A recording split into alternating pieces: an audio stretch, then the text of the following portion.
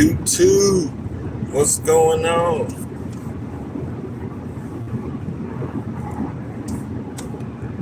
Appreciate y'all watching my video. What's going on?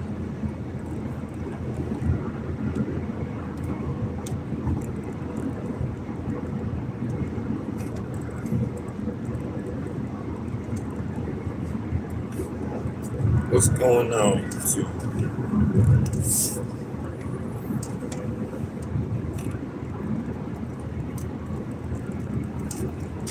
Gotta wait for some people to get in here. What's going on? All right, I see some people coming in. So I just got done visiting a client, so to speak, and I think we good. I think we good. So I had to come down here to Southern Georgia to put my eyes on a client, on one of my clients in my inventory. So it was fun. Sat up in the hotel for about 2 days, and now it's time to go back home. About a 3-hour ride from Southern Georgia down to back up to Atlanta.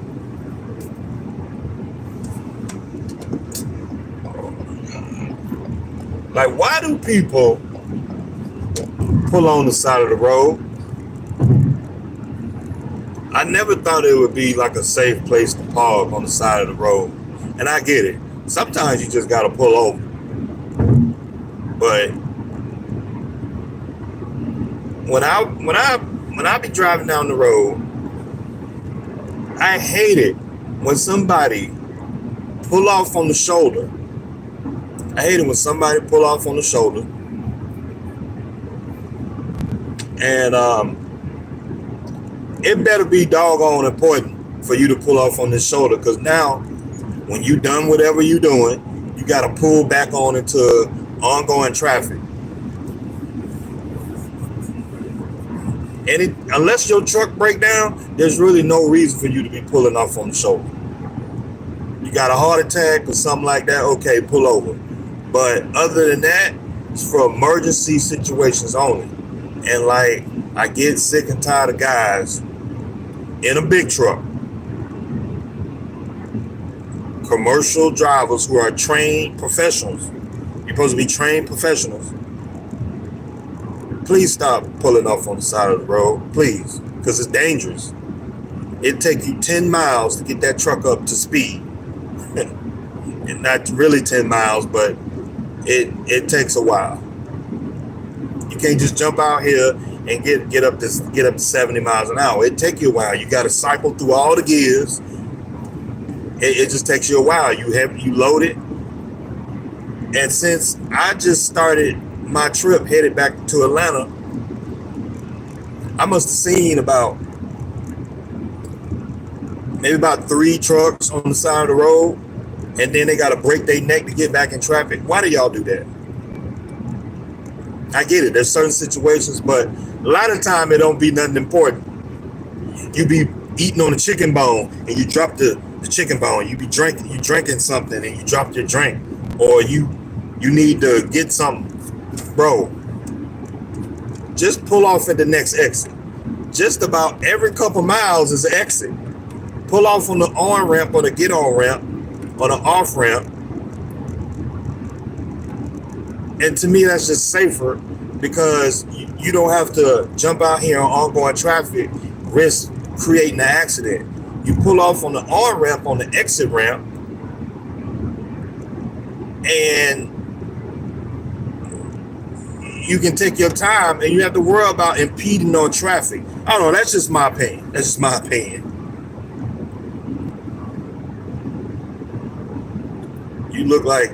I look like your daughter.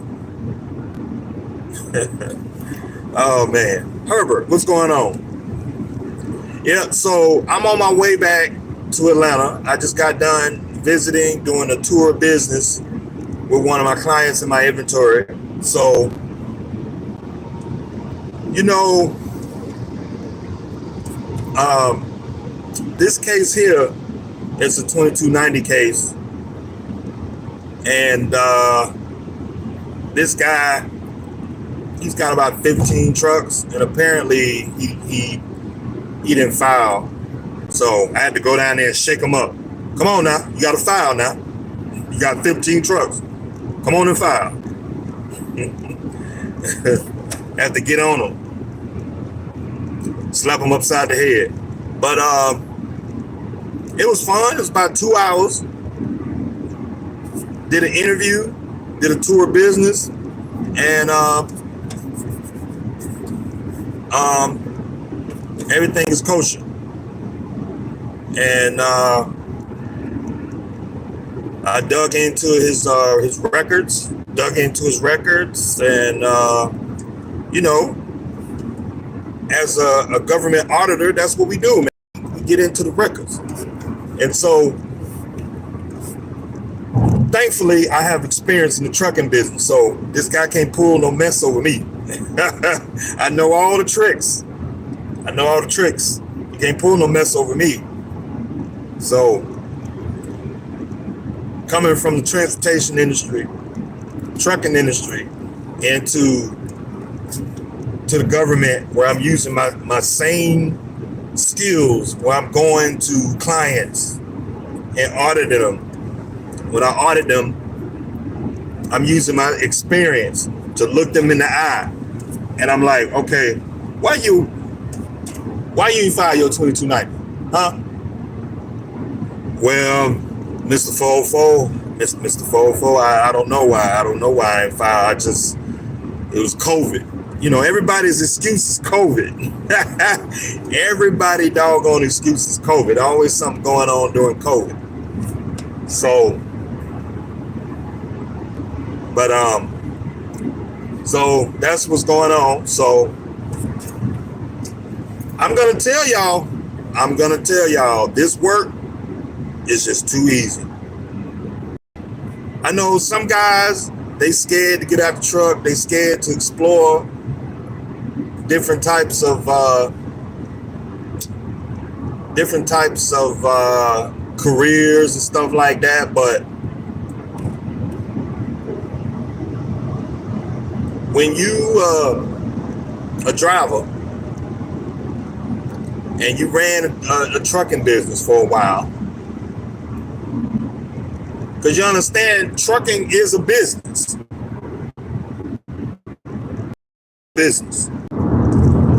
You engage in commerce. You developing meet and deal skills. You shaking hands, negotiating, sending email, settling situations. When issues arise, you come up and solve a problem. That's what we do in trucking. That's what we do. And so I was gonna tell y'all,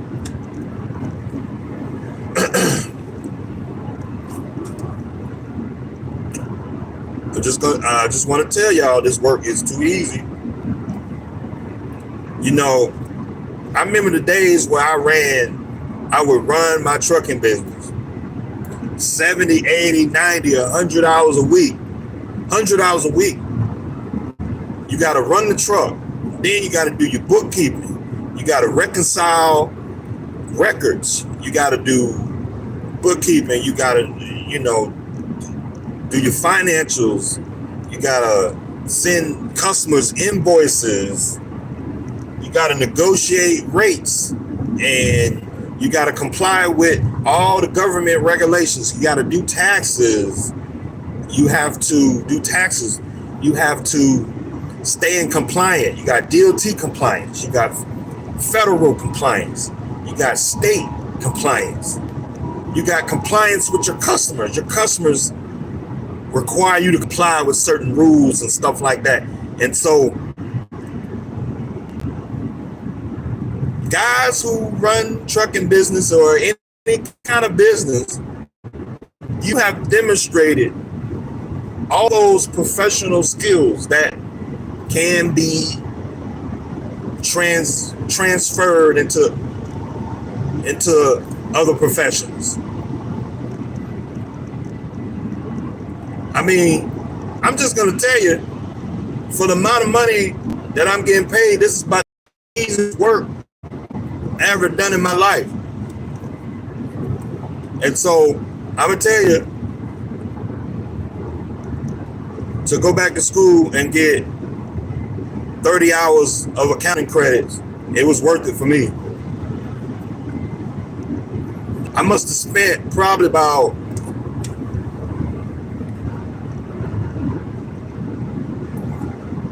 let me see. All the total bill for me to go back to school, it was probably about 20,000. I have to go back and check. 20,000. And then the state, they give you $2,500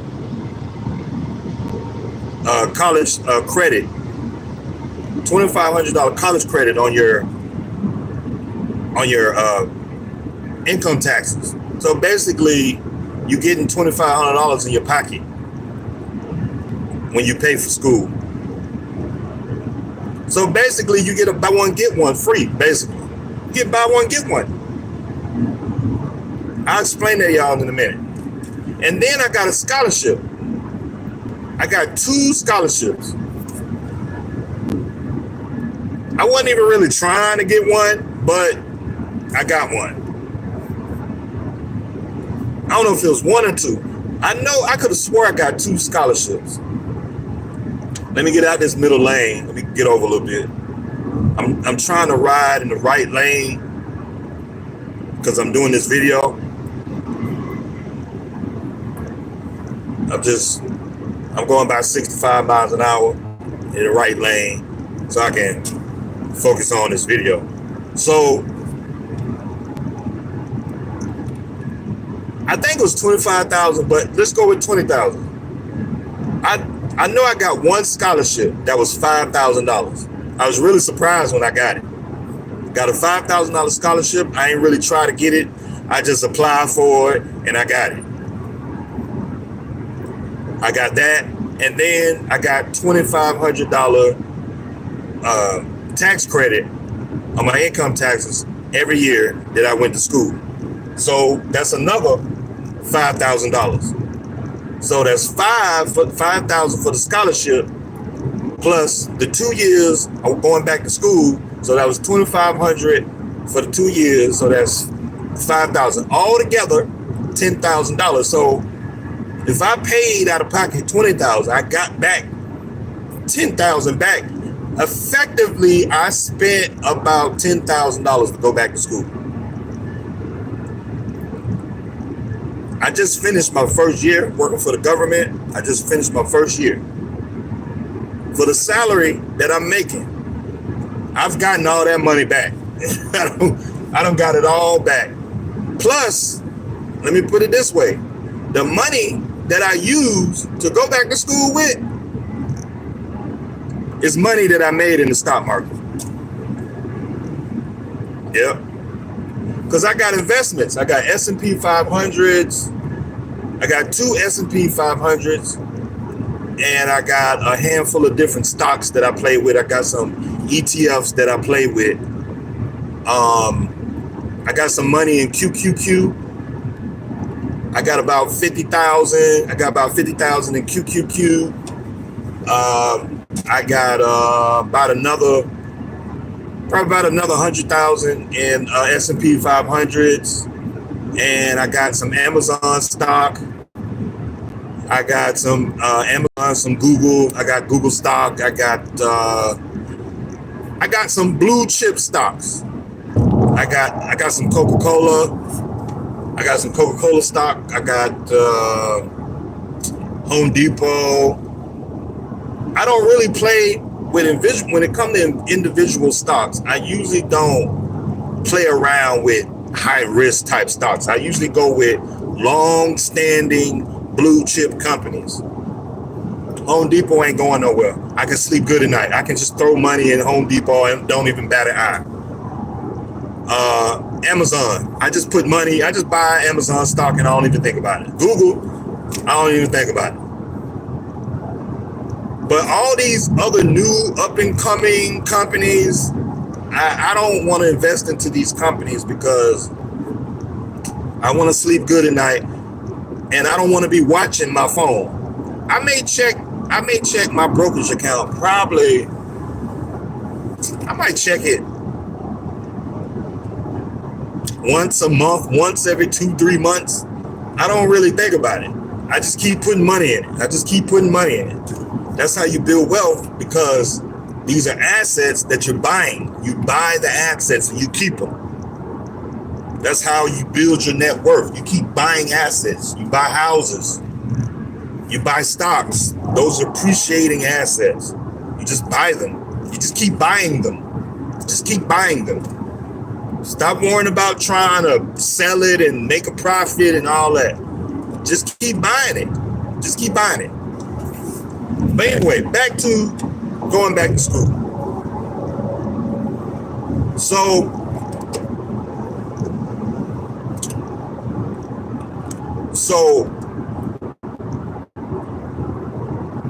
the point is that, okay, the money, I took some money out to pay for school, to pay cash for school.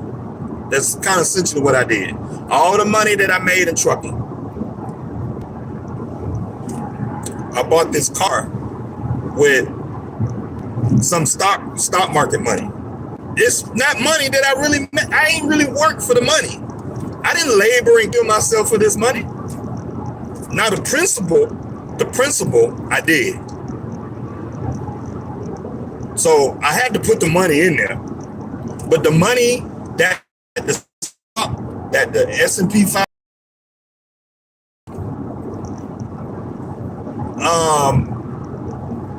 because like I've been telling y'all, I've been investing in the stock market for a long time. I started long time ago. I bumped my head along the way. I had my failures. I have failures just like anybody else. So I'm not trying to brag or nothing like that, but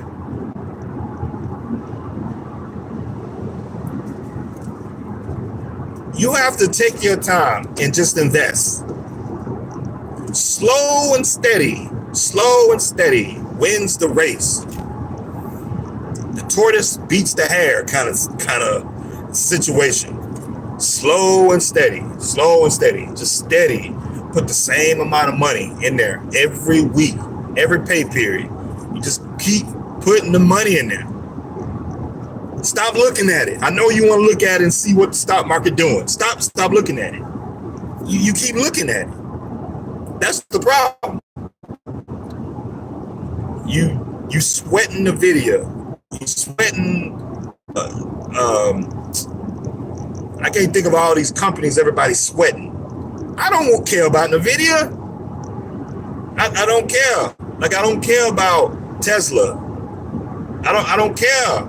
I just keep putting money in it. Who cares? Just put money in it. Because I know some of y'all don't have enough money for it to really matter. So it don't matter. And so let me put it this way. When I started putting money in the stock market,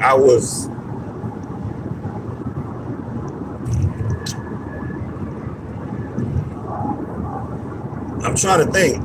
This is going almost 20 some years ago. I'm trying to think. Woo, this has been a minute.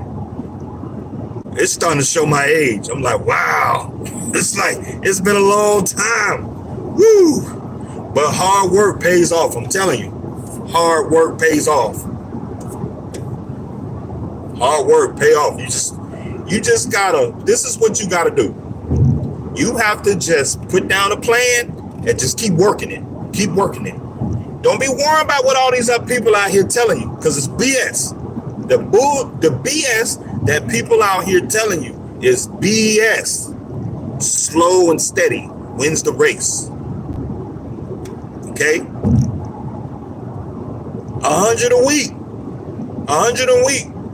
After 10, 15 years, you'll be amazed how much money is sitting in there. Because your principal balance, you put in there, like, you put in there 20,000, and then you look up, that 20,000 done made 4 or 5 times what you put in there. You put in 20,000, that 20,000 turn into 40, 60, 80. You turn around and be 90-some thousand in there. Leave it right where it's at. Just keep putting it in there. Just keep putting it in there. What you need the money for? You don't need it. I mean, really, you really don't need it. When you need it, you need it. So when you want to go back to school, right? And you want to get into a profession that pays real good money, and you don't have to work that hard. I don't work that hard. When I was in trucking, I used to work 70, 80 hours a week. Now, I barely work. I mean, really work. I mean, for real. I mean, really. I maybe work 20 hours a week. 30 hours a week, maybe. I mean, really, real work.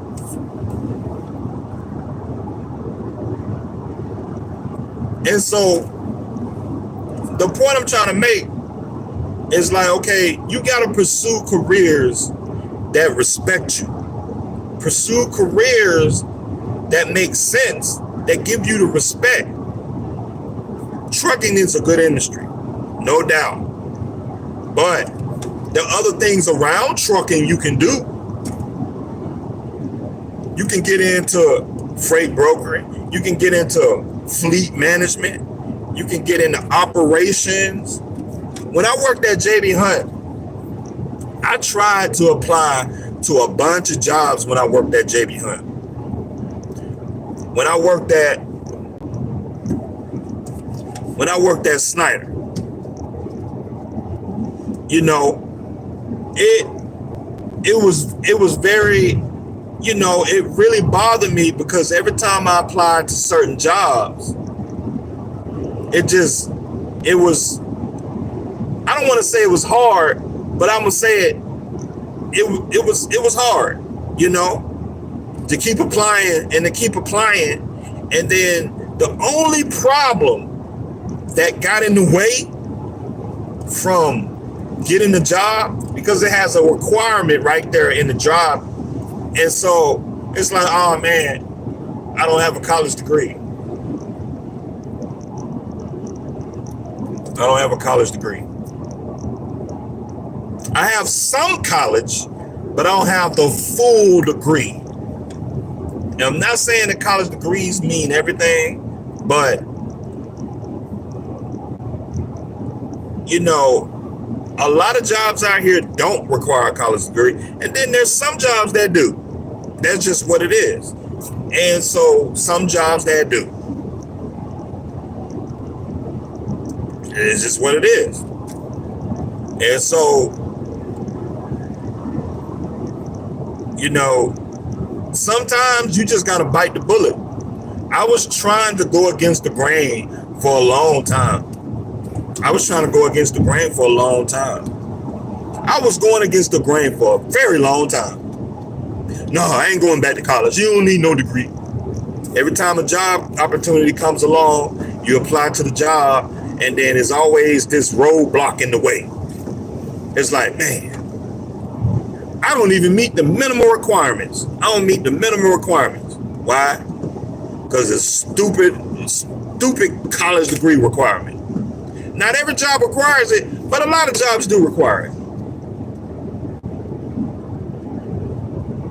You know, I wanted to move up in the company. I wanted to develop in the company, and it just sucked. You work there, and then all of a sudden, like an opportunity to open up, And it's just like, man, they pick somebody over you because what? They got a college degree.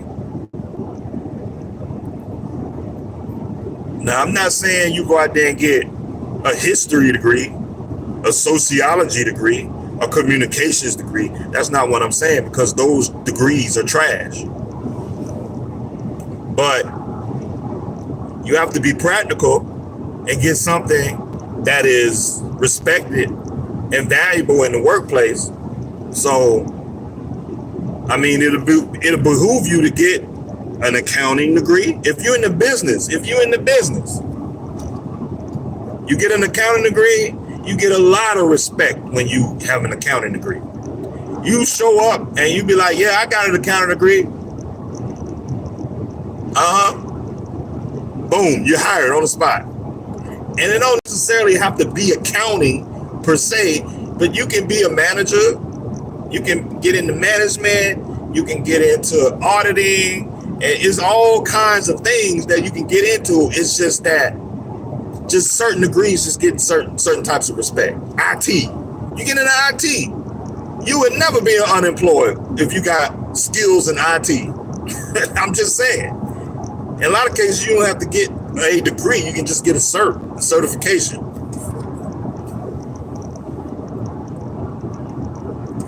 And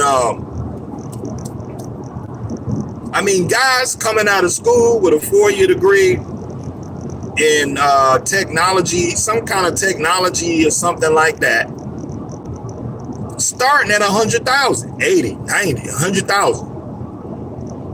I get it.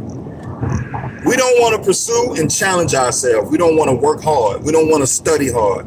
We don't want to actually learn. We just want to be mad at everybody and say it's everybody's fault when it's your fault, because all you got to do is pursue the careers that pay. That's all it is. You're pursuing the wrong careers. Why you keep pursuing the wrong career? You bumping your head mad because this company won't pay you this, that, and the third, but you're not addressing the real issue. The real issue is that you got the wrong education. That's what it is. You set up and got a history degree. History, communications, social work. Social work. You set up there and got a bachelor's degree, master's degree in this mess, and social workers only make $30,000 a year. You shouldn't be mad at nobody else. You got into the wrong career field. The social work field don't pay no money. It just don't pay.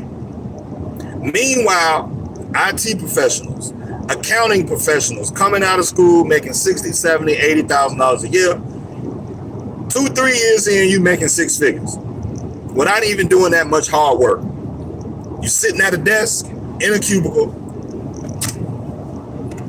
You work at 8 to 5.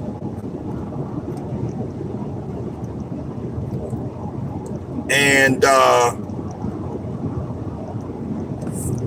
you know, life is a little bit easier for you. You know, life is a little bit easier for you. You go on vacations when you want to. You got good health care. You get good respect. When you walk in the room, you raise your hand and you're like, yeah, I'm X, Y, and Z. I'm an IT professional. I'm an accountant. I'm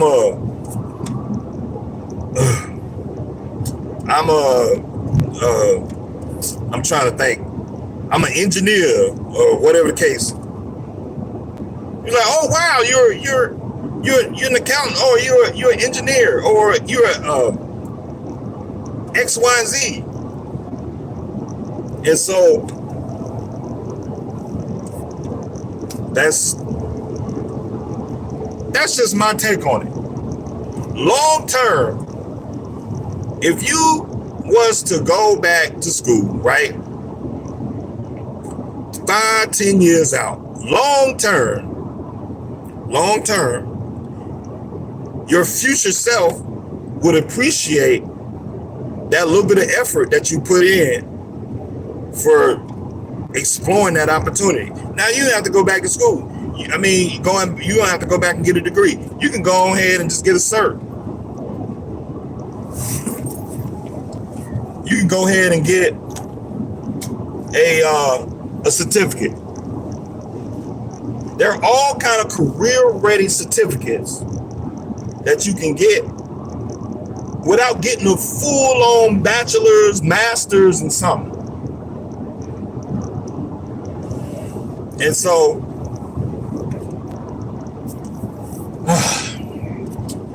it's just a lot of things you can get into. And in 2 to 3 to 6 months, boom, you come out the gate swinging, right? Making $75,000 a year, not even working hard, 20, 30, 40 hours a week, your weekends, you get to go to the gym on the regular, hang out with your friends, spend time with family, and it's just, to me, it's just better opportunity to me. I don't know.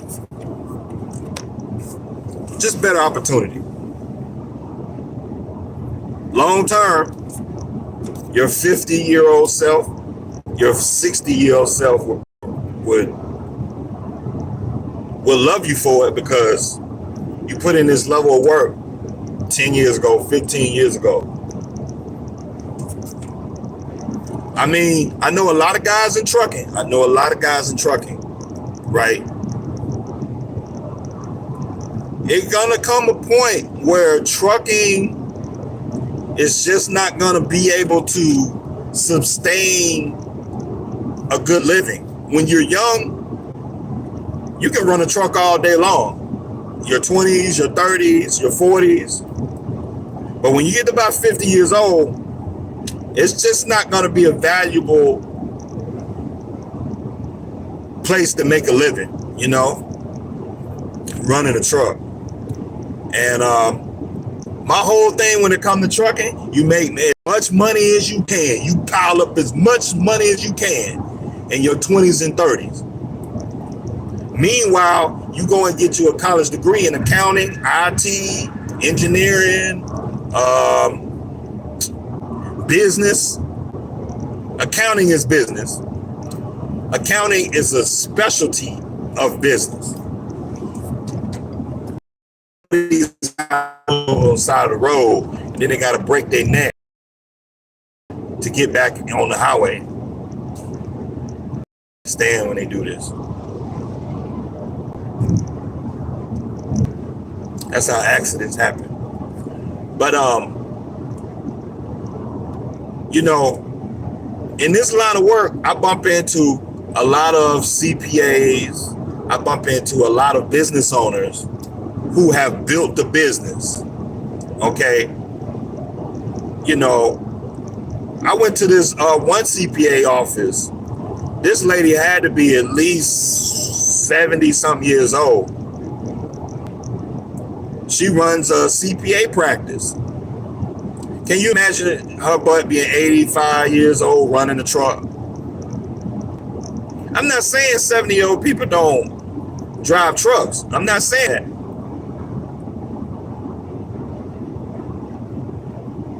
I'm not saying that.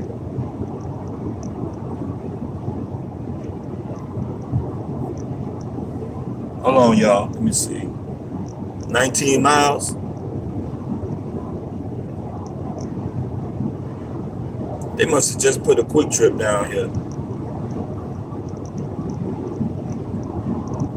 Okay, I'm trying to find a fuel stop. I got to gas up here. Got to gas up. But hopefully I don't forget running my mouth. But the point is that you have to prepare yourself for your future self. I didn't want to get out of trucking. I didn't want to sell my trucking business. I didn't want to sell it. I really didn't. But I had to be honest with myself, look myself in the mirror and say, okay, I made enough money in trucking to be able to just walk away from it. I sold my truck and trailer. I was able to walk away with money in my pocket. I put that money in the stock market. I was able to walk away and transfer and liquidate all my business checking accounts with money in it, with cash money in it. I was able to walk away with a substantial amount of cash to be able to just, you know what, I'll put that money into these accounts, and if I very well decide to get back into trucking, I can just go and buy a truck and trailer cash if I wanted to. If I just feel like this profession is just not for me, I can always just go to the dealer, reactivate my authority, jump back in the truck, and start running my truck. If I just feel like, oh my God, I can't do this. And so, you know, sometimes guys are just, you got to put a plan together. You got to think strategically. That is your strategic move. And so you sit down and say, okay, let me go over here and try this industry out over here. Let me sell this truck. Or you don't have to sell it. You can just, because I paid parking on my truck and trailer for about a year before I sold it. It sat at the yard at this parking lot place. I was paying $150 a month for parking. And I canceled the insurance. And so I did pay the $1,500 for my base plates. I paid my IFTA and everything, but I just wasn't 100% sure that I was going to do it. I started exploring local universities in my state, trying to figure out who has the cheapest bachelor degree in accounting. I found a school that has the cheapest bachelor degree in accounting in the state of Georgia. So I went ahead and completed the application. They accepted me. I transferred my credits from my school that I went to before. I had over 70 credit hours in college, so I transferred those credits over. So as I stood at that period in time, I was a junior. They moved my credits over, and I was a junior. So, which means I probably, let me see, I needed to complete about 40, 45 more credit hours. Basically 2 years, basically accounting, basically. And let me tell you, the accounting classes, I don't want to say that it was hard, but they weren't easy. Because before, when I went into school for engineering and IT. I must have changed my degree program about 3, 4, 5 times.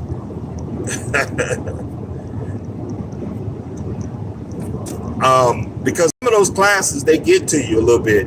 And so they become a little difficult sometimes. So when I was in the engineering program, you have to take all this math. You got to take all this math. You got to take out 1, 2, 3 differential equations, physics. You got to take all this science. Obviously so. You're an engineer. Okay? Engineers, you have to take a lot of science and math. That's what engineers got to do. Engineers make 150,000 right out of school. So, you know, you push through that little difficulty to get on the other side, and then once you get the job, the work is easy.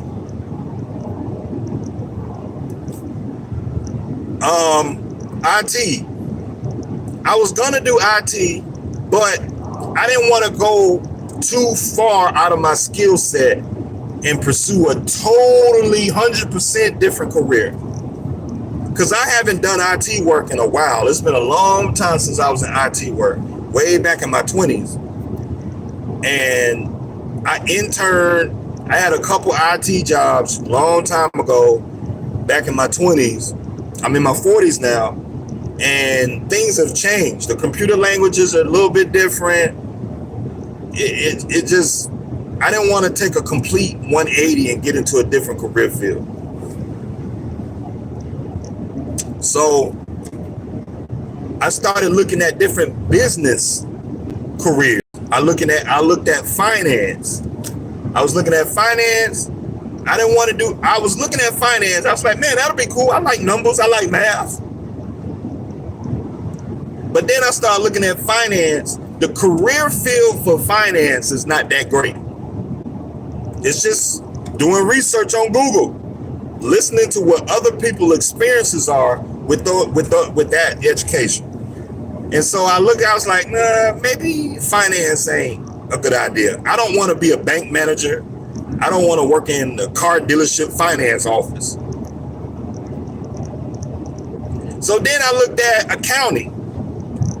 I looked at marketing, because marketing is a specialty in business. I was looking at marketing, business management. Business management is a waste of time.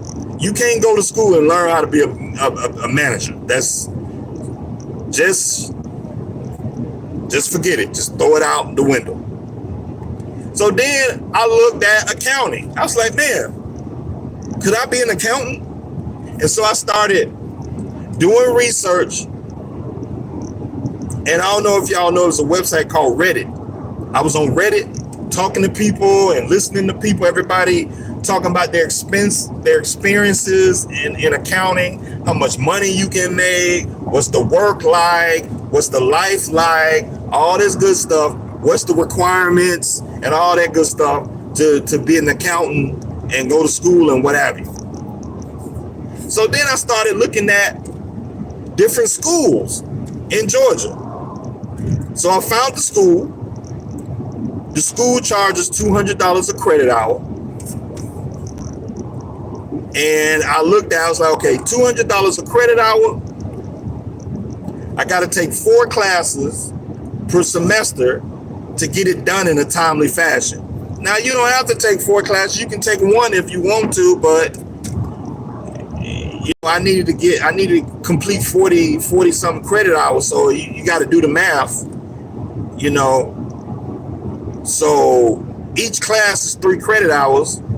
So $200 a credit hour is basically $600 a class, about $650, because there are other fees, school administrative fees.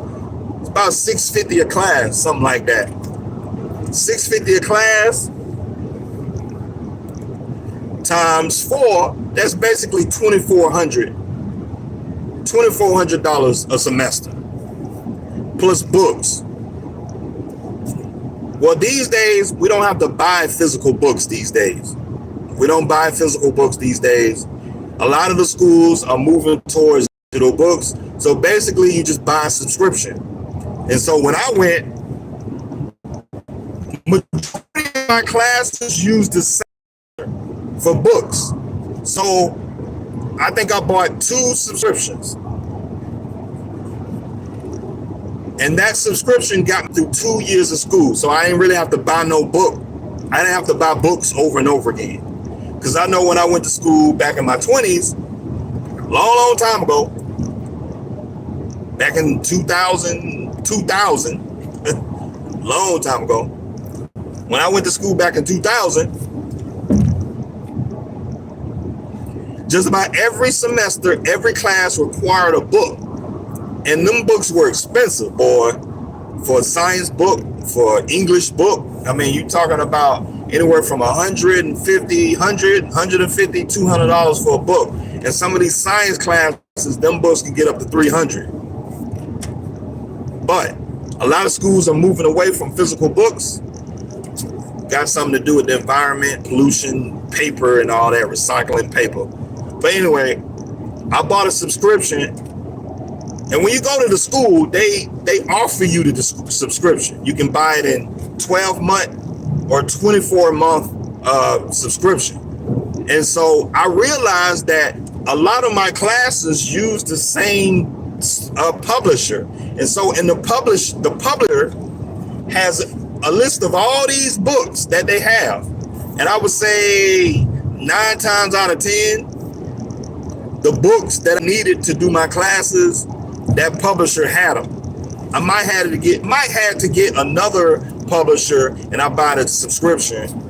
And so, but most of the time, this one publisher, I forgot the name of them, but when you go to the school, you have an option to buy the physical book or get the digital version.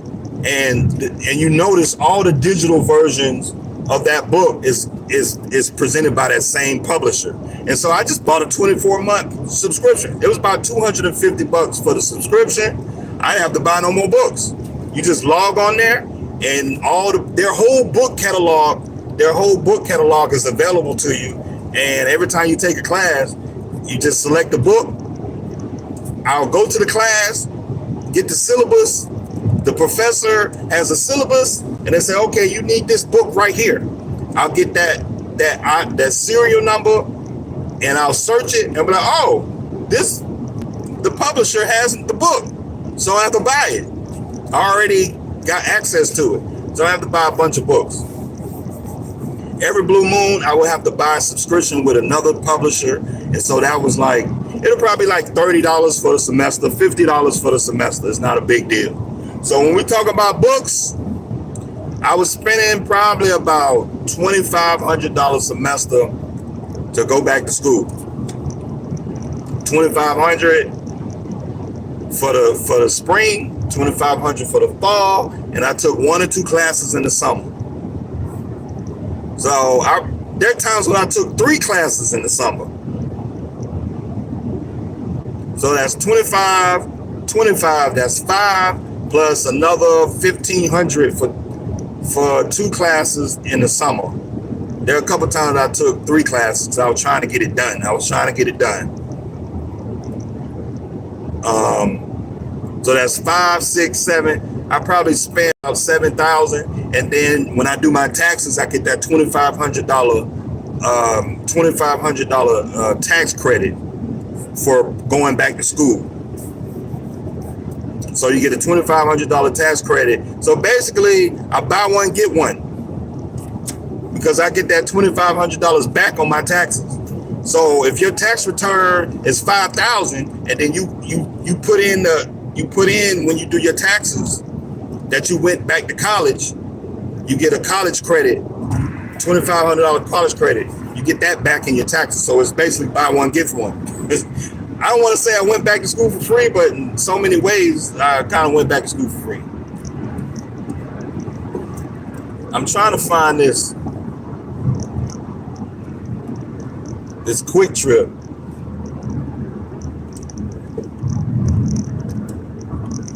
I don't know if I passed it. No, I ain't passed it yet. Oh, this the wrong exit. Sorry, y'all. But anyway, I'm rambling on, but the point is,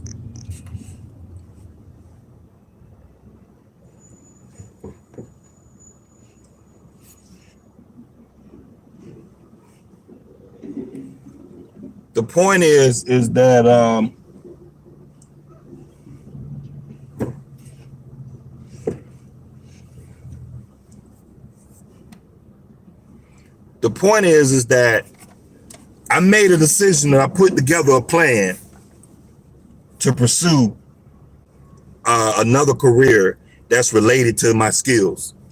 And so that's the point I'm trying to make here. And so long term,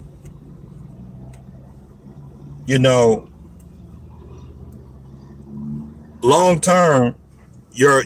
older self, your future self would appreciate what you've done. You got to make sure that you're pursuing the correct career. Now, you don't want to pursue the career that don't pay nothing. I did all the research, and I came to the point, and I determined that, okay, accountants,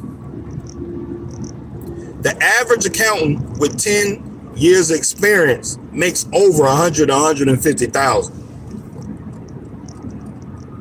On an accountant's worst day, with 10 years of experience, will make 100. So, you know, and being that I was pursuing accounting work with the federal government, it makes it that much better.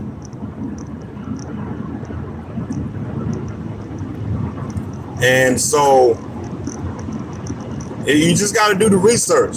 I knew with great certainty that I wouldn't be wasting my time.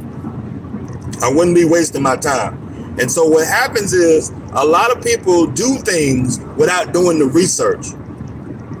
You got to talk to people, do the research, and make damn sure that this is the right thing you should be doing. The outcome, that's the perceived outcome,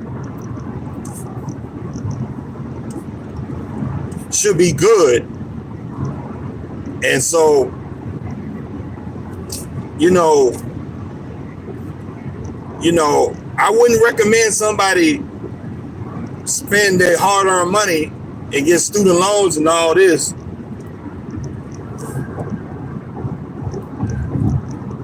Oh, there go the Quick Trip right there.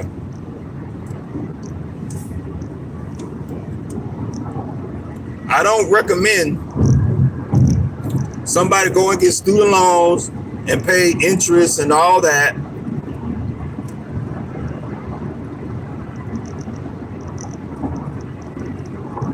And even if you pay in cash, I don't recommend somebody doing all that and you pursue a degree in history. There's no jobs in history. You can Google it and figure it out. What are the top paying fields for somebody with a college degree? And I guarantee you it's going to be IT professionals. IT professionals are going to be at the top.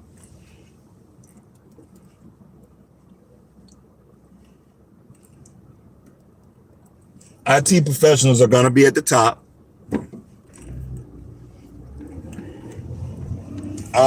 Engineers are going to be up there. Accountants are going to be in that list. Nursing is going to be in that list.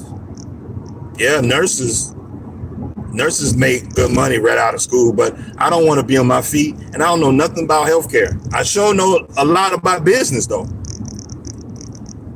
I know a lot about business.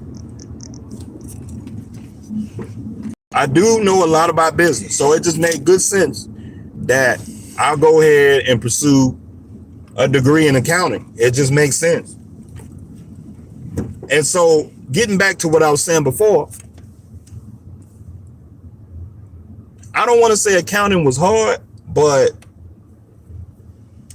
it wasn't as hard as engineering, because I remember studying and taking tests when I was, because it's not that engineering is hard, it's that the whole thing is that you have to get accepted into the school of engineering. So before you get accepted into the school of engineering, you have to pass all those low-level classes first. So because you go to school and you check the box that you want to go into the degree you're studying for engineering, you don't take engineering day one. No, you don't. You got to take all these BS classes before you do that. You got to take history. You got to take biology. You got to take chemistry. You got to take all this math and all that. And then once you get in your junior and senior year, hey, they get to grace you with now doing the engineering coursework. And so that's how college works. Same thing with accounting. I couldn't take any accounting classes until I take certain types of math and certain types of basic low-level classes. You got to get that stuff out of the way. And then once you get accepted into your degree field, into your profession, you get an email. You have been accepted into the School of Business, Accounting. And now you get to apply, you get to register for accounting classes. That's how it works. You cannot register for your major courses until you pass those low-level courses. You just can't do it. And so I'm going to say, when I was doing engineering, if I compare engineering and I compare accounting, accounting is way easier than engineering. Engineering, you have to take all this math. You got to take physics. You got to take calculus 1, 2, 3, differential equations. You got to take physics. You got to take all the science, chemistry. Engineer majors, they have a certain select of courses that you have to take, and they're all hard. Not saying that you can't do them. It's just that you just need the time to study. And if you're a grown man, 30, 40 years old, you don't have time to sit up there and stare at no book for hours. You need something that's practical and relatable. And I say, I like accounting because it's practical and relatable. I ran a business. I understand basic bookkeeping procedures. I understand all that stuff. And so it was easy for me to pick up on it. I had to study really hard, because at the end of the day, it's a lot of theory. It's a lot of concepts, topics. You got to learn that stuff. So when you take the test, you can pass and move on to the next class. And so, so that's pretty much how I came to the conclusion of studying for an accounting degree. It's common sense, practical. You know, if you don't know nothing about accounting, like the math in accounting is real easy. It's adding and subtracting. That's all the math you're going to deal with. You might do some dividing and some subtracting. You might do some dividing and multiplying every blue moon, but it's adding and subtracting. You got gross revenues, and you subtract expenses. And sometimes you multiply some rate times this to equal that. That's it. Accounting ain't that hard, but there is some academic rigor to it if you was to go into accounting in school. And but once you understand the practicality of it, it flows a certain way. Things just make sense. Things just make sense. And if you have a basic understanding of business, accounting will be easy for any of y'all, because trucking is a business. And so I know a lot of y'all keep your own books and records for y'all businesses. And so you would pick up on accounting real easy because you're already doing it. Just think of somebody who's 20 years old. You want to go to school for accounting, and like you in school and you never ran a business, but you taking accounting. There's a steep learning curve. But if you already been doing business right? Accounting will be pretty easy for you. You just walk right on in the door, and it's relatively easy for you. So that's just my whole perspective. Getting into different careers, that's my whole perspective. You know, look at your skill set, look at who you are, look at the current skills you have, and see that it's worth just adding on to what you already know. That's kind of how I selected accounting, because I ran a business, and I look at the career field of accounting is pretty stable. And you can come out of school first job, making $75,000 your first year. You're going to get a pay bump. You're going to get a $10,000, $15,000 pay bump. Boom. Now you from 65 to 75 to 80. Your second, third year, boom, you're making 90. Somewhere around your fifth year, you should be at six figures. without even batting an eye. And we talking about when I made the title of this video, easy work, accounting is easy work. It's too easy.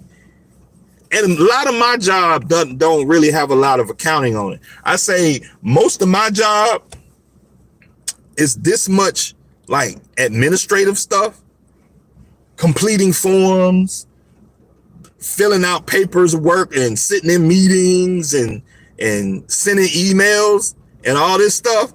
And then it'd be this much of like accounting, like really like that much, that much of accounting, really. It's like 10-15% of accounting, and then the other like 80%, 85% is probably like administrative, sending emails, sitting in meetings, talking to people, wasting time, chit-chatting at work with coworkers and all that mess. Me personally, I know a lot of guys may not like it, but compared to trucking, running up and down that road, sitting up in the warehouse, getting harassed by the DOT, getting harassed by a shipper, the shipper receiver making you pee in the porta potty over there, treating you like a animal, and I can go so on and on and on. You go to the truck, the company treating you like trash, they not giving you miles, I can keep going on and on. Thus far, I'm treated like a professional. I dress in nice clothes. I come to work looking nice in my slacks, and I got my ID around my neck, and I carry a computer around with me, and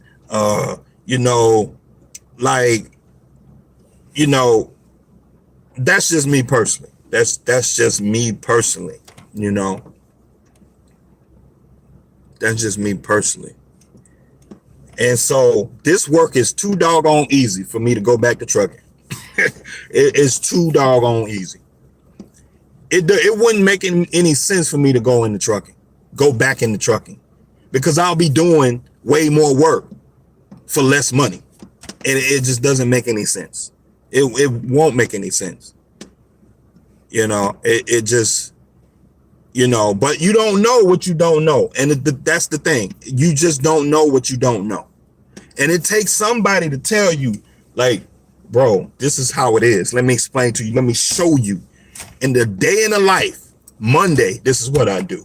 Tuesday, this is what I do.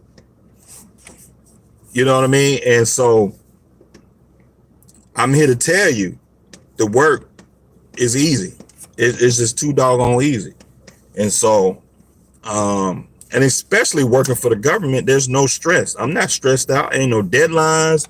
Ain't nobody barking down my throat. Ain't nobody chasing me, looking for me. Hey, what you doing? 404, where you at? Why this work ain't done? I haven't gotten that.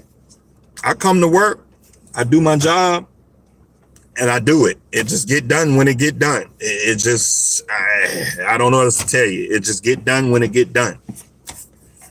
So,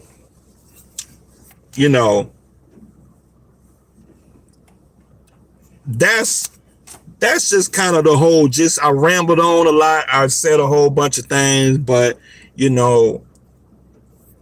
I just hope guys don't waste their whole life in trucking, because unless you're trying to build a trucking business, a substantial trucking business, I'm talking about really build a real business, a real fleet of 50 to 100 trucks. If you're not trying to do that, you might as well just get out of trucking. That's just my opinion. Some guys too make it with about 5 to 10 trucks, but a lot of the guys that's out here are not building a fleet of 10, 20, 30 trucks. That's just not most guys. Most guys got 1 or 2 trucks, and they running their business by the skin of their butt, and they barely turning a profit. Barely. Why do all that work when you can just go get a cushy job and just sit down and work 8 to 5 and go on with your life? It's a whole lot of other life to be living than you giving all your time, all your life to the trucking industry. And the trucking industry ain't really doing nothing for you. You got the DOT harassing you. You got brokers taking all the money. You got the shop raping you. You take it to the shop. They charging $200 an hour to work on your truck. and the taxes, insurance going up. I mean, the warehouses don't want to pay nothing. You sitting at a warehouse for 10 hours to get loaded, and you just giving your life away. Just literally you giving it away. When you could be on the golf course, you could be spending time with your daughter. You could be home with your wife or your girlfriend. You could be watching TV, just doing something with this life out here to be enjoyed out here. You know, I know some of y'all are going to be working during Thanksgiving. Yeah, you're going to be running lows during Thanksgiving. I have my share of running lows through Thanksgiving during the holidays, but I'm good. I made enough money in trucking. Nah, I put that money in the bank and I'm ready to just coast the rest of my life out. I'm ready to just chill. I'm good. I'm good.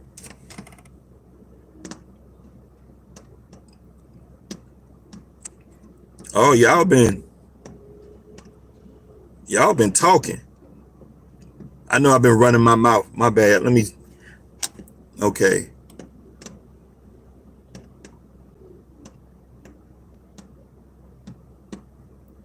What up, 404? Hey, 404, do you like harassing people about paying the taxes? Do it make you feel? Nah, I don't harass people about paying their taxes. I don't do that. You talking about, that's not what auditors do.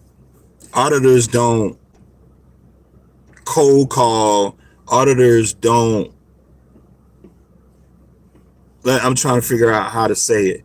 Auditors don't quote unquote harass people about paying their taxes.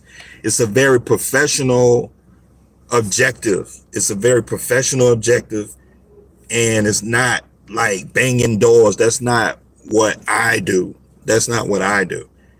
And there's a perception on what working for the government, what that does. So that's not what I do. There are people that do that, and that's called a revenue officer. A revenue officer does do that. Revenue officers, I don't want to say to harass you, but they do. I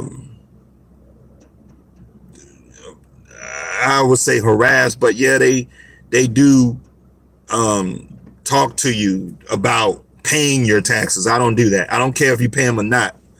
That's not what I do. And so that's the misconception. But you know, but the thing is, when a federal official shows up to your business, you get instant respect. And so I'm usually polite when I approach somebody and I walk up to their business and I shake their hand. Hey, I'm 404. I'm here. Da da da da da. Let's conduct the interview. Let's do the audit. And all I'm doing is requesting records, and I'm asking questions and this, that, and the third. And I'm getting these records. I'm getting my information, and I'm leaving. I don't care about paying your taxes. I don't care. And so that's not what we do as auditors. That's not what we do. So there's a different perspective. There's a different, I don't know how to say it, but yeah, that's just not what we do. Do I like it? Do I like harassing people? No, I don't like harassing people, because that ain't what I do. I knew what I was doing. I knew what I was getting into. And so if this job required me to harass people, I wouldn't have selected the job. And there are people who are revenue officers and they would quote unquote harass people, but it's a very professional relationship. So it's a very professional relationship. If you don't want me to show up to your business, you can just tell me, don't come to my business. I mean, you can just tell the auditor not to come. If you don't want the revenue officer to come and talk to you, don't. I'm still going to put the tax on the book. You're going to get a bill in the mail. Hey, it don't bother me none. And so that's how that works. It's a very professional conversation. Nobody has guns, nobody kicking in doors, and nobody harasses nobody. And so if you don't want to pay your taxes, don't. I'm gonna close the case and move on. It's just, that's just how that works. COVID locked them out of QuickBooks. Oh, that's what happened?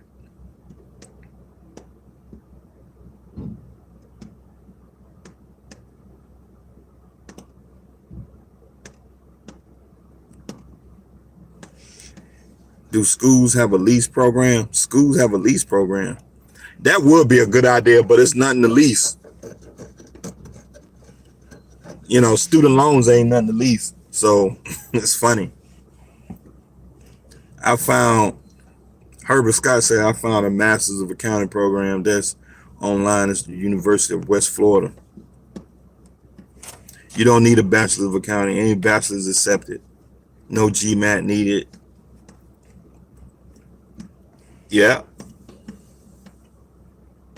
Yeah, but sometimes people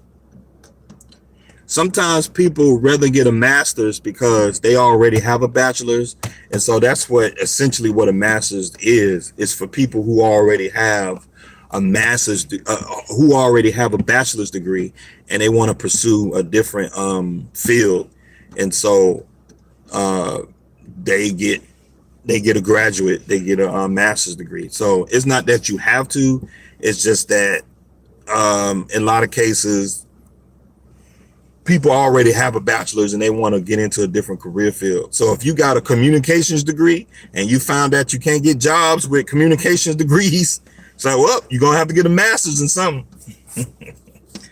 So now you learned about the workforce, and you learned that, oh, there's no jobs with a communications degree. Then you learn that, oh, the jobs are in accounting. Oh, so okay, let me get a master's in accounting.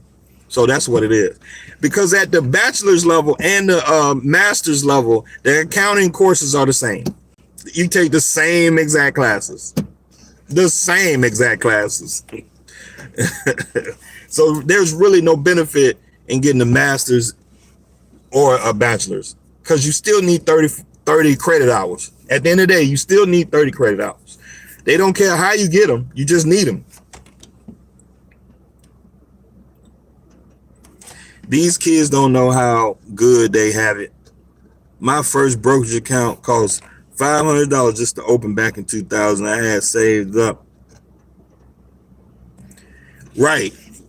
Yeah. So a lot of companies, brokerage companies, they used to charge a fee for a trade. They used to charge a bunch of fees to open the account, but they don't do that anymore because it's competitive. And so all the trading brokerage companies, they all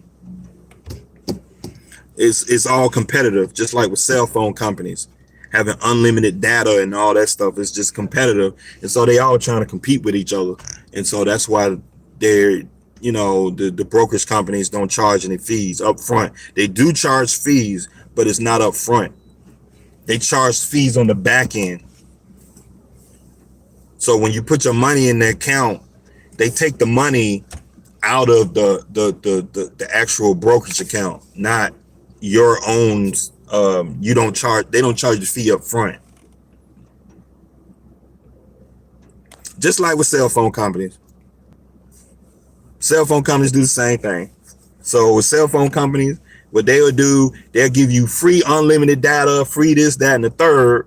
But they what they do is they charge you for the equipment, and they charge you a monthly fee for the equipment. Essentially, the effective cost is the same. In some cases, they charging you more. So like Verizon, they would go to Verizon would go to iPhone and buy phones in bulk. They'll go to Apple and say, hey, we're going to charge folk $1,200 for an iPhone, but we're going to get it from y'all for $400, $500. And then we're going to sell it to the consumer at an interest rate. And so we're going to charge the consumer $25 on top of the cell phone plan, on top of all that, blah, blah, blah. And then essentially you still end up paying the same amount of money if you did have all that stuff. And so it essentially just comes out to the same number. If anything, you're paying more. And so that's the whole game with all this. And it's just all a game, man. You know. You should do a video on how the government can pay down debt. I don't know how the government can pay down debt, and I don't care. That's not my responsibility to worry about how the government pay down its debt. That's just not something I sit around and worry about. Do I worry about the country having 40 trillion in debt? Yeah, but I'm just one guy. I'm just one guy. Like, I got my own family to worry about, you know. The market for bachelor college degrees is mostly for quantitative knowledge, STEM, math, statistics, archery, science, engineering, accounting. Yeah, but the thing is, a lot of people don't want to pursue those careers. They just don't. They're scared of actually studying, because a lot of college degrees really don't require that much studying. Like, you can just go to class, sleep in the back of the classroom, and still pass. But there's certain classes they actually require you to do a little bit of studying and actually know what you're talking about and actually know what you're learning and pass a test. And so that's essentially what it is. A lot of kids these days, they're lazy. And that's kind of like the whole point of my video. It's just lazy. Folks are just lazy.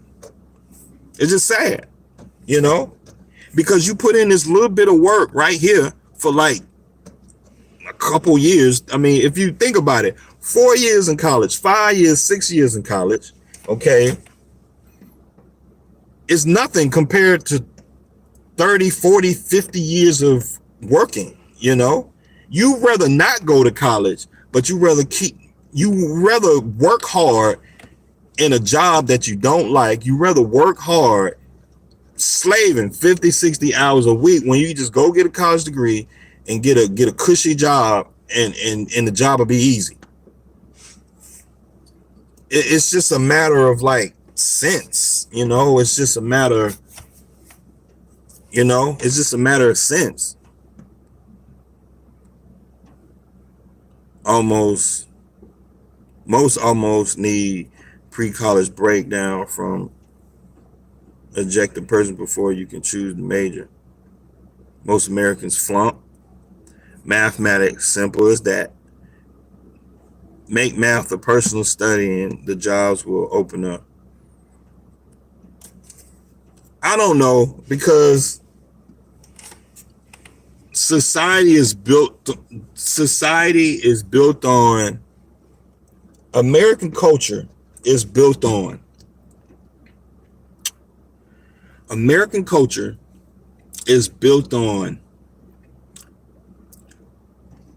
capitalism.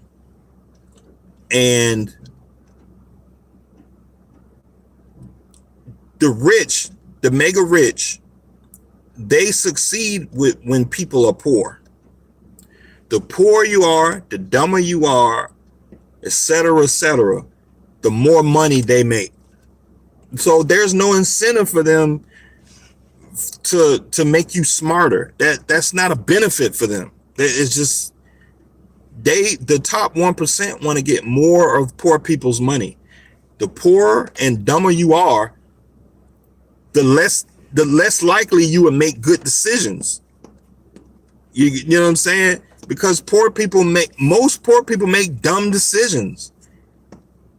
They finance cars at 30% interest rates. They buy houses that they can't afford. It's just on and on, this perpetual poor movement of people. And so they don't want you to be smart. They don't want you to have a savings. They don't want you to be stable. They don't want you to be out of debt. They don't want you to be successful. That it doesn't work in their benefit. It just, you know, and it's just sad that that's the kind of world we live in, but that's the truth. There's IT certificates that have Pell Grant eligible programs at community college, free IT certs. I mean, I've been talking about that for the longest. That is a hidden gem. That's a hidden gem. Because on my transcript, I say I have about 3 or 4 certifications that was paid with a Pell Grant. And so, although I never put those certifications to use. I was young. I wasn't experienced on the world. I didn't know what the hell I was doing. You know, a poor black boy from the hood. You don't have no mentors. You don't have any direction. You don't know where you're going. It's just unfortunate. And so that's just what it is. When you don't know, you just don't know. And sometimes you just got to go through life to figure things out. You got to bump your head. Oh, this don't work. This don't work. Ooh, this right here works. Oh, let me try this. Let me do some research on this.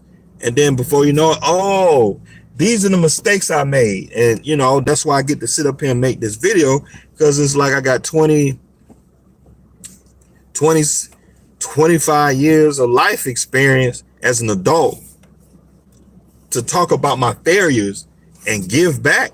And so that others can learn from my failures. And like, look, don't waste all your time over there. Do this right here. This is where you can be successful by doing this here. And, you know, with YouTube, everybody bringing everybody together, everybody get to share their life experiences. Hopefully somebody watches that and don't make stupid mistakes like I did and like everybody else does out here. And so we're basically beating the regime at his own game. We're beating the regime at his own game.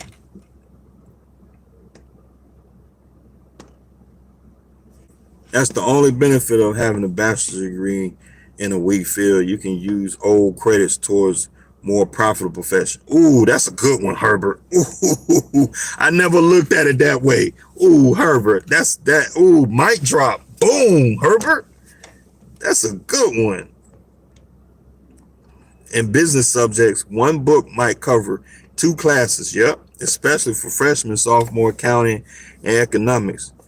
Usually the same professor as well. Ooh, Herbert, I got something to tell you about that. Herbert, let me tell you.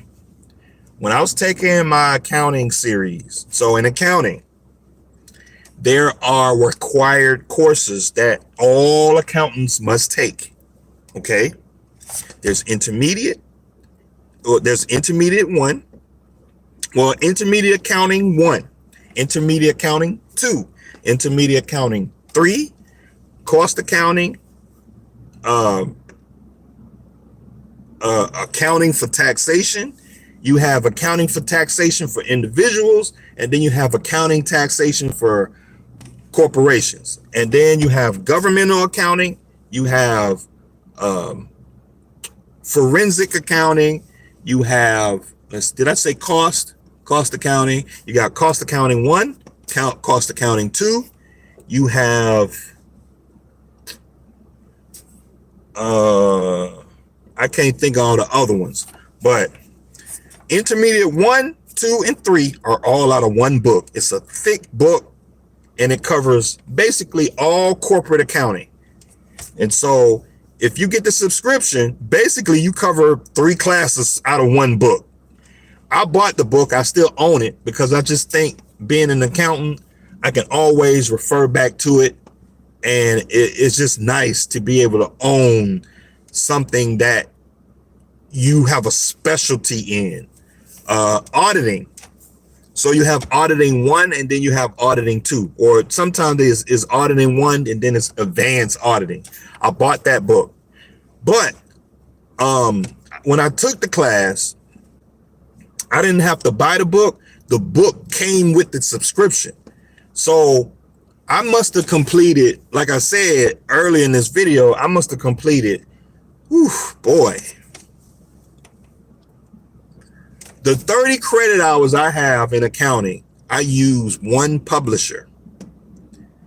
And so all the accounting courses were done with just that one publisher, now that I'm thinking about it. So I paid, I think it was like $250 for that subscription, and it covered just about all my accounting courses. Because when you go to certain universities, it's only a handful of professors that teach your degree courses. So if you go into school for a degree in nursing, right, You have your low level classes. That's your literature, your writing, your history. Those are a whole bunch of classes that's not related to your degree. But once you get done with your lower level your 60 credit hour classes, those lower level credit hour classes, then you move up to the higher level classes, your 3,000 level or 3,000 level, 4,000 level, 5,000 level classes, your degree classes. This is what you're going to school for.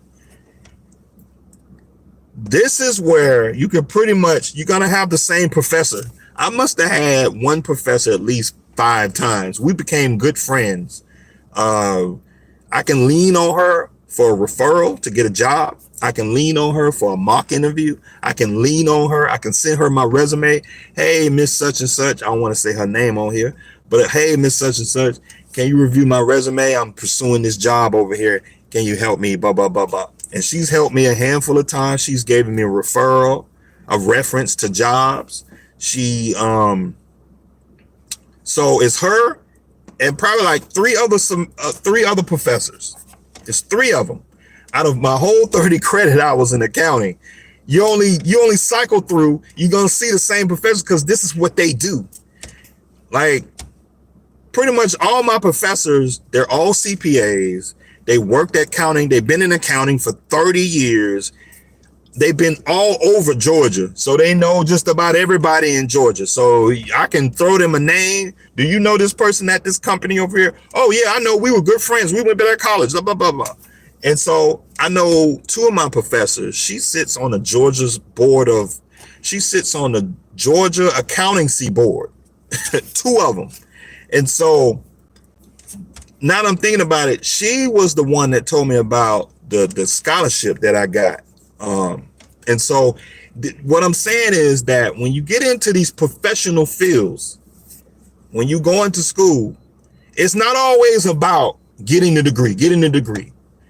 When you get in there and you start studying, you're going to meet a different group of people, professionals, especially your professors. Lean on them because these are people that's local to your area, especially out of state school. If you're going to a local state university, these are people that are in arm's reach. They live in your town. They live in your state. They know everybody in your area, and you can lean on them for information, getting help, getting a job, getting a reference. Somebody can help you read your resume, critique your resume, all kind of cool stuff. And so I highly recommend it. But yeah, that's a good point, Herbert Scott. Man, that's a damn good point. The object is to do what you like. Culinary school, if you like to cook, that way it pays what you like. I don't always agree with that, T. Hill, because what you like may not pay. And so I looked into culinary and I looked into being a chef, and chefs, it's just like trucking. It's a trade. And so I was looking for a career that's 20 years out when I'm a 70-year-old man, and I'm thinking like, can I still do this kind of work? And so the thing about chefs is just like with trucking. If you don't save your money, you're going to be a 60, 70-year-old man talking about how great of a chef you was. And the thing is with chefs, it's just like with trucking. You have to build a business. And so if you don't build a chef business, if you don't build a restaurant, something that's going to pay you residuals when you walk away, then you're going to be a 60, 70-year-old broke chef. And so chefs do make good money, but then while you're making that good money, you have to invest it, because there's certain careers, like even if you didn't invest, you're still going to be able to make a living. That's just what it is. Like with accounting, you can do that. You can do that work way into your 80s. You can do that on your deathbed. I mean, you could be at the hospital with a laptop and you can have some papers and you can be going through papers and you can provide an analysis. You can make a determination on a business long as your brain is able to work, you can always be able to do accounting work. And accounting work is mobile. That's why I like accounting work. IT work is mobile. You can take it with you. You can, you can travel and all that. You don't have to be there. You get what I'm saying? And so like being a chef, and when we talk about work and being practical, longevity, stability, I don't want to say I don't like being a chef, because I do like cooking. I do like cooking. But at the end of the day, being a chef is a job. And like, you got to understand the dynamic of trades, the difference between trades, and then you have certain skills that are portable. And so being a welder, being a plumber, you got to be careful with that, because like if you've been a welder and you're a welder for 30 years, it's gonna take a toll on your eyesight. You're looking at a bright light for 20 years, 30 years. And so it's not always what you like. You got to pursue things that just are practical and make sense. It just have to make sense. And when I look at careers, I look at longevity, I look at stability, I look at career outlook, I look at if I'm an old man at 60, 65, 70 years old, like, what could I do with that skill? And so I couldn't see myself 65, 70 years old welding. You bent over, your back probably tore up from 30 years of bending over, holding the welding and looking in this bright light, being a plumber. It takes certain skills that take a toll on your body. And so, and I'm not saying chefs is just bad. I'm saying sometimes when you get to a certain point in your life, you really got to get down to the nuts and bolts and look at the business of that career, and actually look at it and say, okay, when you're 60 years old, 70 years old, and because I know a chef, and he was a chef for over 30 years, but I want to say he's broke, but all he get is Social Security. And yeah, being a chef is great. Yeah, I'm executive chef, blah, blah, blah. But unless you're on TV making millions or something like that, or you own the string of restaurants and you invested the money, and I mean really invested, not flipping junk. I'm talking about really invested into some wealth where it's a pension plan or something like that, or a S&P 500 retirement account where when you're 60 years old, you can walk away from cooking and you can just walk away from it. And, there's just certain skills I look into, and there's just certain things that I just like to see in certain types of professions. And anything like where I have to physically be there, I don't really recommend it. Because it's just not practical long term. Are there age limits in entering the accounting field? Not that I'm aware of. No. Me personally, I think the older you are, the better, because you bring more business analysis experience. You can analyze, because all that experience, 20 years, 30 years, I respect an accountant who's got 20, 30 years, because he's seen a lot, and his analysis on being able to look at a business and provide a determination, like, it's just, you don't get that out of school. You just don't get that. If you can legally work in your state, you can do accounting. Most big corporations will probably have a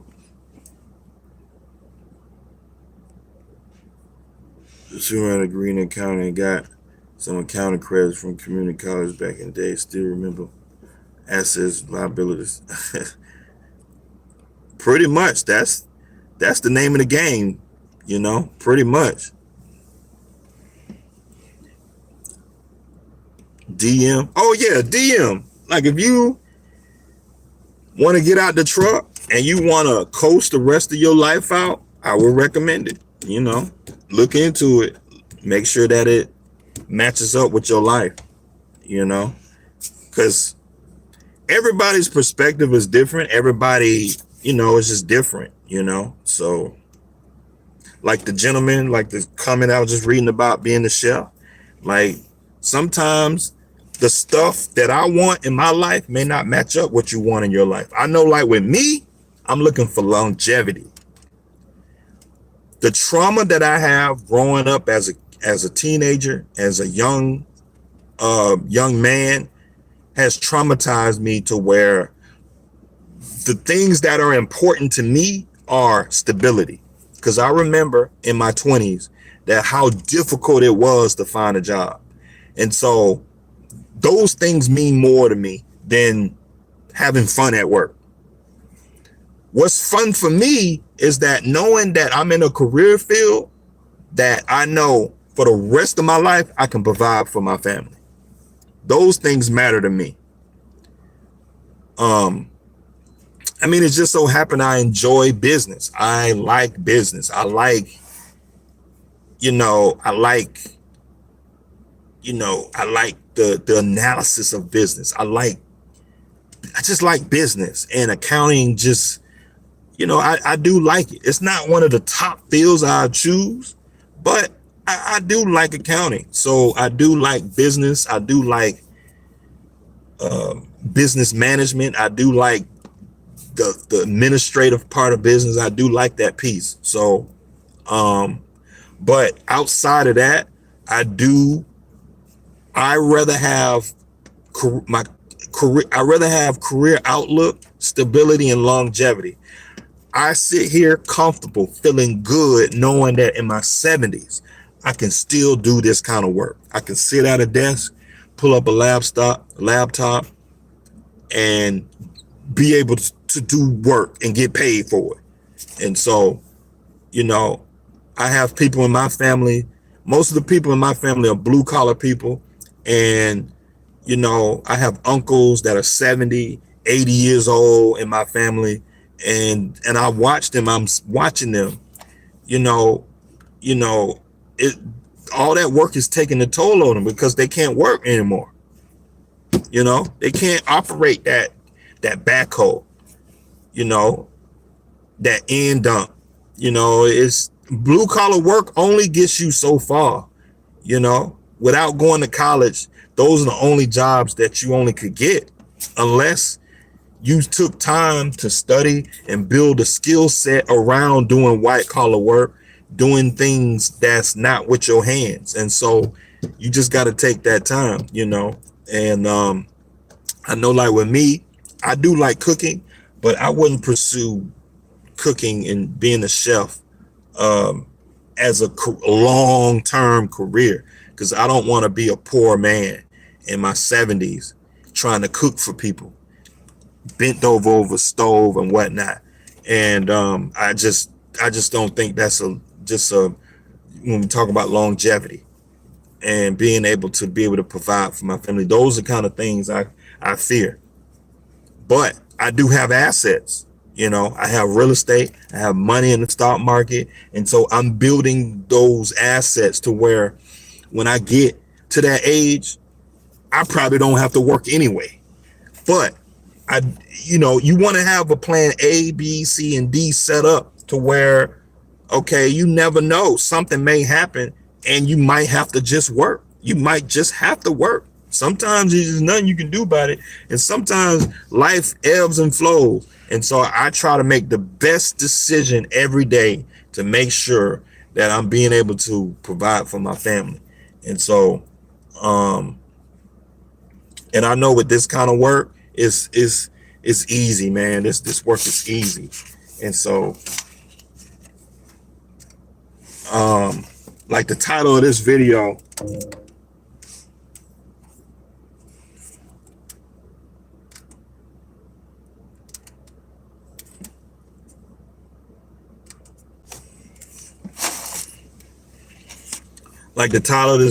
easy work. Yeah, you make good money doing easy work. I mean, good money doing easy work, man. Like, I would never go back into trucking. Why would I go and work 10 times as harder when I can just sit over here and do easy work, you know? And it's fun. I enjoy it, you know? Have you considered getting your master's in accounting? Will it be a huge benefit? No, no, not for accounting. No, there's certain fields where it does make sense, but then for accounting, no. Long as you have 30 credit hours, like it's people in my office, they got 2 and 3 master's degrees. I either make more money than them or I make just as much money as them. And so, and I I'm sitting here having I pieced my degree together over the years. I pieced it together. You know, I went to a community college, and then I transferred credits over to this college. I transferred credits over to this college. I took classes here, took classes there. And so it's just,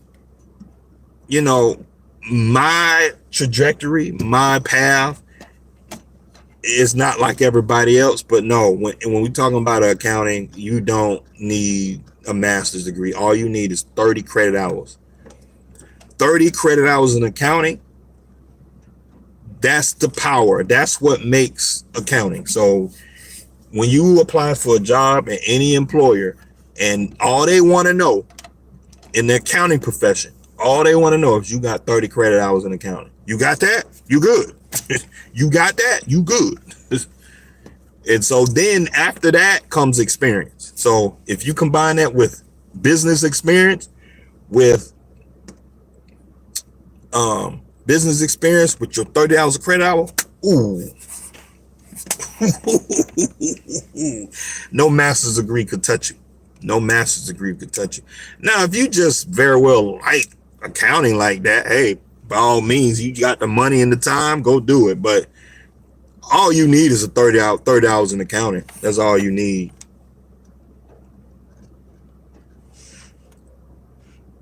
You gonna make me go and get my accounting degree? I feel it will add value in a couple real estate. Yeah, I'm thinking about doing that too, pursuing a real estate license. But I don't need to at this point, but I'm considering it just to have something to play with, because I'm trying to find careers, like side hustles that don't have a lot of overhead. And so I could do like some dump trucks on the side, but that requires overhead. I gotta fumble with it. I gotta touch it. I'm looking for something that I don't have to give a bunch of time to. Like real estate, I can buy rental properties, fix it up, put a tenant in it, hands off. All I got to do is renew the leases every year, send a guy over there to flush a toilet or fix something every blue moon. And so, being a landlord is pretty hands off for me. I just got to make sure I maintenance the property, make sure I have a system set up where I'm sending a guy over there to cut the grass, sending a guy over there to fix something and stuff like that. But I don't have to spend my own hard-earned time 20, 30 hours a week. It's just, I'm looking for little side hustles like that. So if I get my real estate license or some appraisal license, these are little side hustles that put little money in your pocket, but it don't require a whole bunch of overhead. I don't have to buy no big truck. I don't have to buy all this stuff. And so that's where my sense is right now. I'm just exploring these little side careers, to complement, going into accounting. So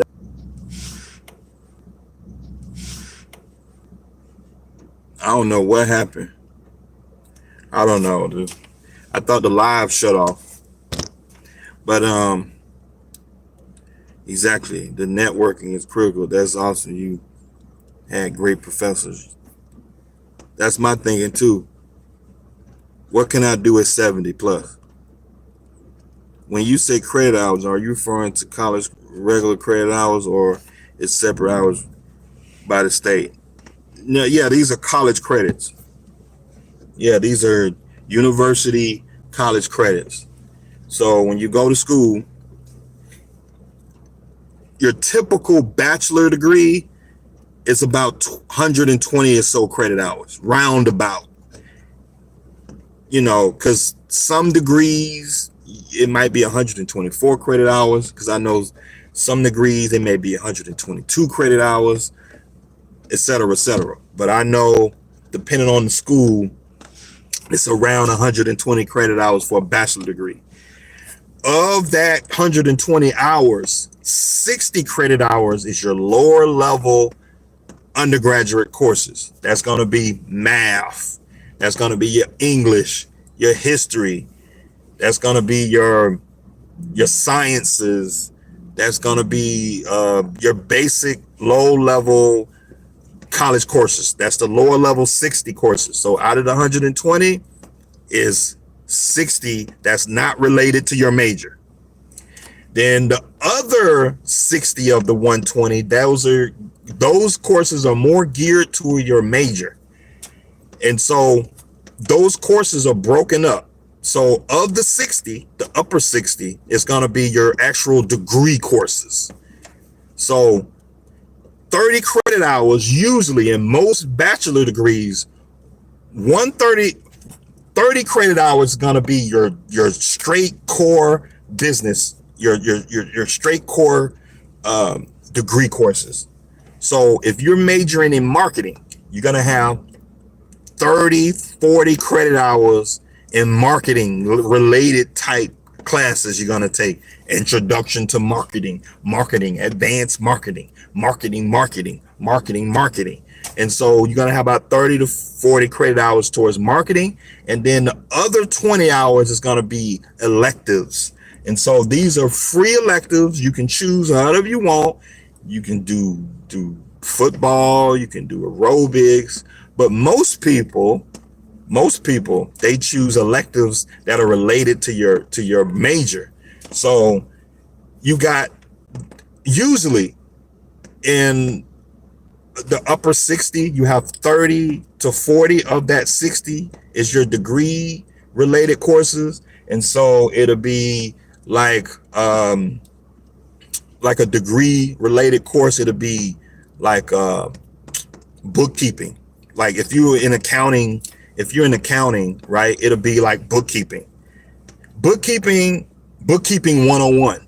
It's not a required accounting course to graduate, but it's an elective, but it's a business type course that's related. So that's one. It'll be advanced Excel spreadsheets, or it'll be Microsoft applications for business, or it'll be anything that's just related. Is not required, but it's related to business, or it's related to accounting, or it may be something that's related in some way, but it's not required. And it could be a list of electives that qualify for business or whatever. So that's what I recommend. So you when you spending money to go to school, I recommend all your classes need to be related to business or your degree, whatever it is. So if it's accounting or if it's IT, you need to be taking IT classes. You need to be taking something related to coding, computer programming, or IT something. So that's kind of how a bachelor degree is built. That's how it's all built.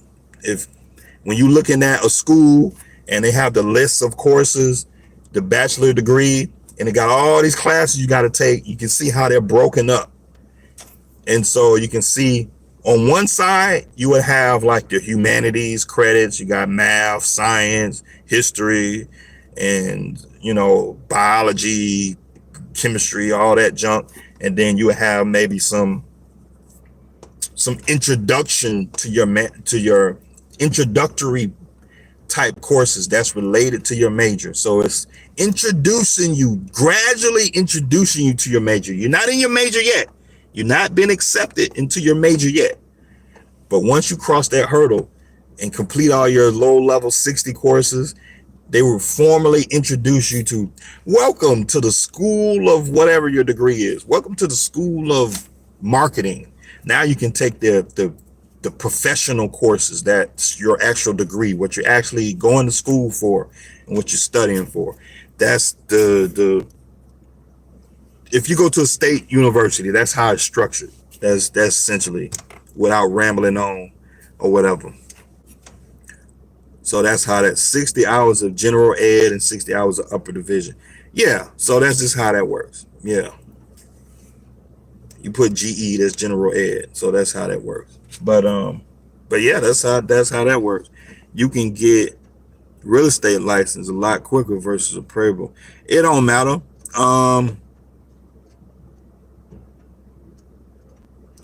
Real estate principles. Yeah, some schools have a real estate degree. I know University of Tennessee, University of Tennessee has a real estate degree. So it's a bachelor's in real estate. So basically you get your real estate license while you're getting your bachelor's degree. So me personally, I would do accounting and do some electives. So you can pretty much do a dual major in some cases. You can do a major and then minor, because to get a minor, I think you need 15 to 18 hours to minor in something. I think it's 15 to 18. You have to look up the school and figure out what qualifies as a minor. But to major in something, you need 30 credit hours in it.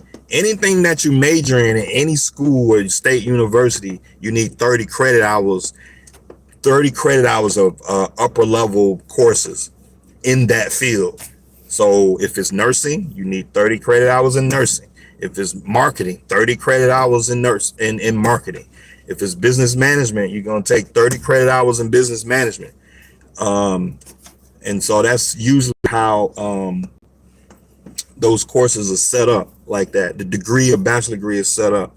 And so in this case with real estate, I would see, if you're looking at pursuing a degree, I would say, okay, if they got accounting and they got a real estate degree or finance, I would take accounting and finance. So I would major in accounting and minor in finance. The finance piece, you don't really care about the finance piece, but it's the point that, okay, when you get into the job and start doing the job, just having more information and more learning information at your disposal, it'll better prepare you for when you start to get into the job. And so I can tell you right now, the stuff I went to school for is exactly what I'm using at work. Because I got a degree in accounting. It's exactly what I did, what I do at work. I applied accounting principles. So I apply intermediate 1, 2, and 3, auditing. I apply income tax. I apply all those skills that I learned. So it just depends on the field that you're going into. If you're going into a field that has nothing to do with your degree field, you just wasted your money. You just wasted your money straight up. Course Careers has an accounting course now. For real? I mean, one accounting course, it gives you the basics, but insurance? Yeah, I would consider insurance. I actually thought about considering it as a side hustle. I actually thought about it. It's either insurance or real estate. Because you get your insurance license, you can sell life insurance to anybody. Everybody need life insurance. So I actually thought about that. But not right now. I still, I just got 1 year on my job and I'm still learning. And I do a lot of, my job requires a lot of mental capacity. And I don't know if I have enough time to go to work dealing with all this new stuff that I'm learning and then pursue a second career on the side. And so it's a lot. It's a lot. And so because I spent a lot of time after work reading, studying on trying to learn how to do my job. And it's just a whole bunch of tax law I got to read up on. I got to read up on this, read up on that, read up on procedures and all this. It's a lot. It ain't just right now in beginning stages of my new job at 40 hours. There are weeks that I quote unquote work more than 40 hours. And so, but then there are weeks where I may only actually for real work 20 hours. So it just depends. So Course Careers has a so one class in accounting, I don't think it really does you any justice. Now you can take it and it probably will open your eyes up to accounting, but it's not going to prepare you for the rigor of accounting. You really got to go to college for a legitimate accounting experience to be really prepared for the type of work in accounting. So, I mean, it could definitely prepare you for bookkeeping. If you're trying to start a bookkeeping business, because bookkeeping, you don't need an accounting degree to do bookkeeping. So I would look at that. And I follow a handful of people on social media who have a bookkeeping business. They built their bookkeeping business. They make 6 figures doing bookkeeping. There's always some business out here that needs somebody to prepare their financials, prepare their administrative business stuff. And so that's what a bookkeeper does. They prepare their taxes. They prepare their, and then you become an enrolled agent. I mean, you can make multi 6 figures, not without a degree, and so that's why I like accounting and bookkeeping so much, because it's portable work. You can take it with you. You communicating with people through an email, you picking up a phone. I mean, you don't need to have a $100,000 truck to make 150,000. You don't need to buy all this equipment. You don't need to buy all this overhead and insurance and brokers, and you don't need all this stuff to be in business. All you need is a laptop and some email and an internet connection, and that's it. I mean, just some common sense, knowing how to organize and prepare a business's financials. You can take a QuickBooks certification. You get QuickBooks certified, you good. QuickBooks certified, you are good. You're going to always be able to make some money. You can turn 6 figures pretty easy. You can charge somebody $200-300 to do their bookkeeping for them. And there's just a lot of companies out here. If you have multiple clients, say you had 5 or 10 clients charging $300-400, that's just money in your pocket, man. Like, you charge them, I don't know, say you charge them $300 a month, 300 times 10, that's $3,000 a month, and then you just keep adding to it. Now you got 10 clients. Now you got 20 clients. You got 20 clients charging $350 a month to do their bookkeeping. 20 clients. I mean, that's $6,000 a month, man. I mean, that's, so I mean, it's all kinds of other types of ways. It's all kind of ways to make money, not running a truck, like that's all I'm saying. That's all I'm saying. That's all I'm saying. And I'm the kind of guy, I'm adventurous, and like I'll get out here and learn something else and find something else to better make a living, man. It's just nice to be able to make a living doing something else. Like, man, I love trucking, but I'm tired of driving a truck. I don't mind being in trucking. I like the administrative part of trucking. I want to get into like other aspects of trucking, but the actual driving a truck, no, I'm on to something else. All you need is 2 courses. They will give you credit for one of your college courses in place of elective requirement. Then score 70 on the state exam, and that's it.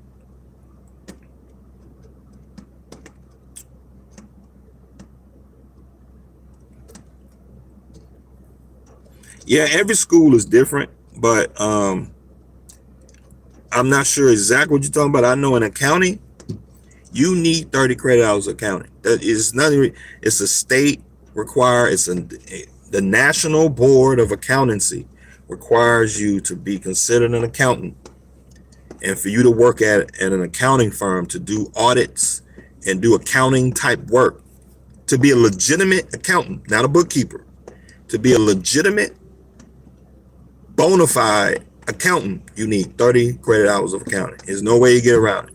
There's no smoke and mirrors. It's just like having a CDL driving the truck. It's just like having a operating authority. It's like having your authority.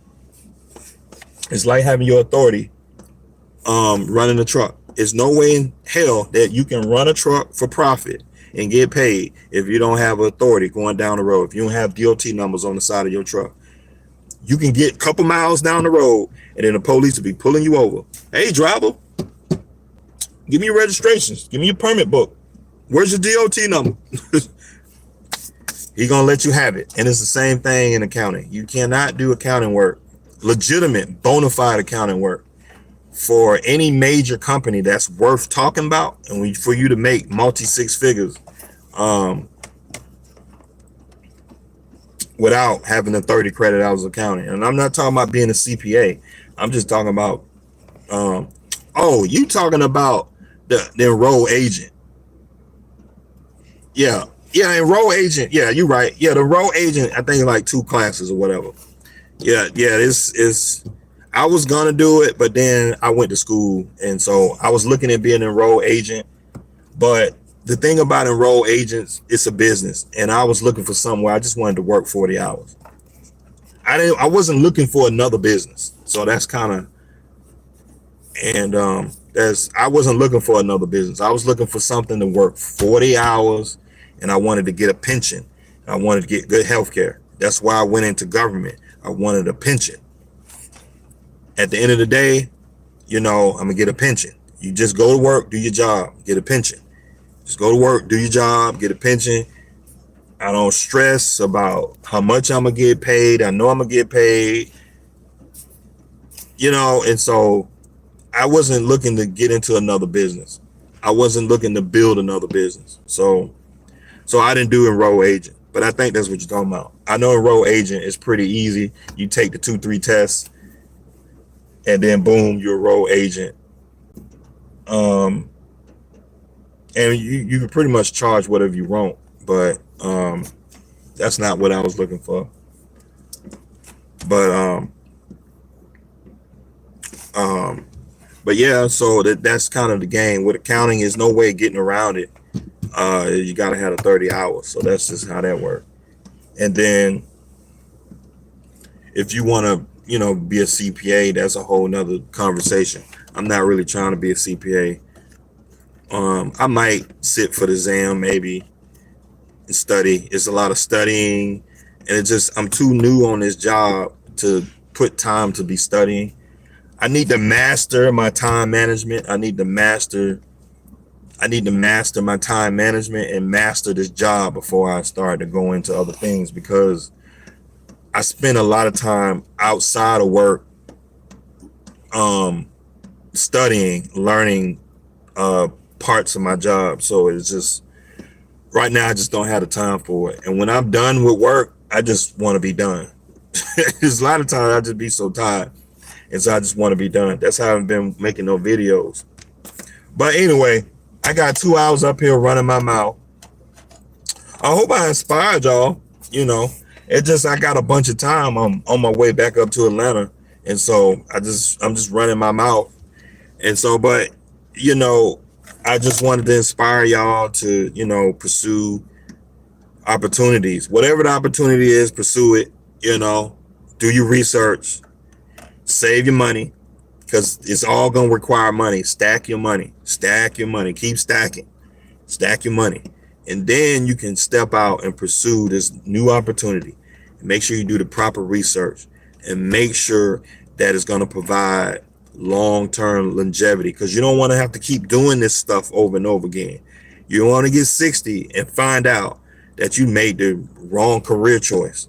And so you want to take your time and really find long careers that have long longevity and make sure that it's worth your time doing. If you're going to study and waste time and money and go to school, you better make damn sure that this is going to provide lifetime security. It's going to be worth your time. You need lifetime security. And so I know, like for me, I need lifetime security. I'm not going to waste my time, go back to school, waste all this time and money. You know, thankfully I had rental income coming in. I had rental income coming in, and I was able to pay my bills at home and study full time and go back to school full time. I was able to do that, but I know not everybody able to do that. But you got to set yourself up for that kind of stuff. That's just what it is.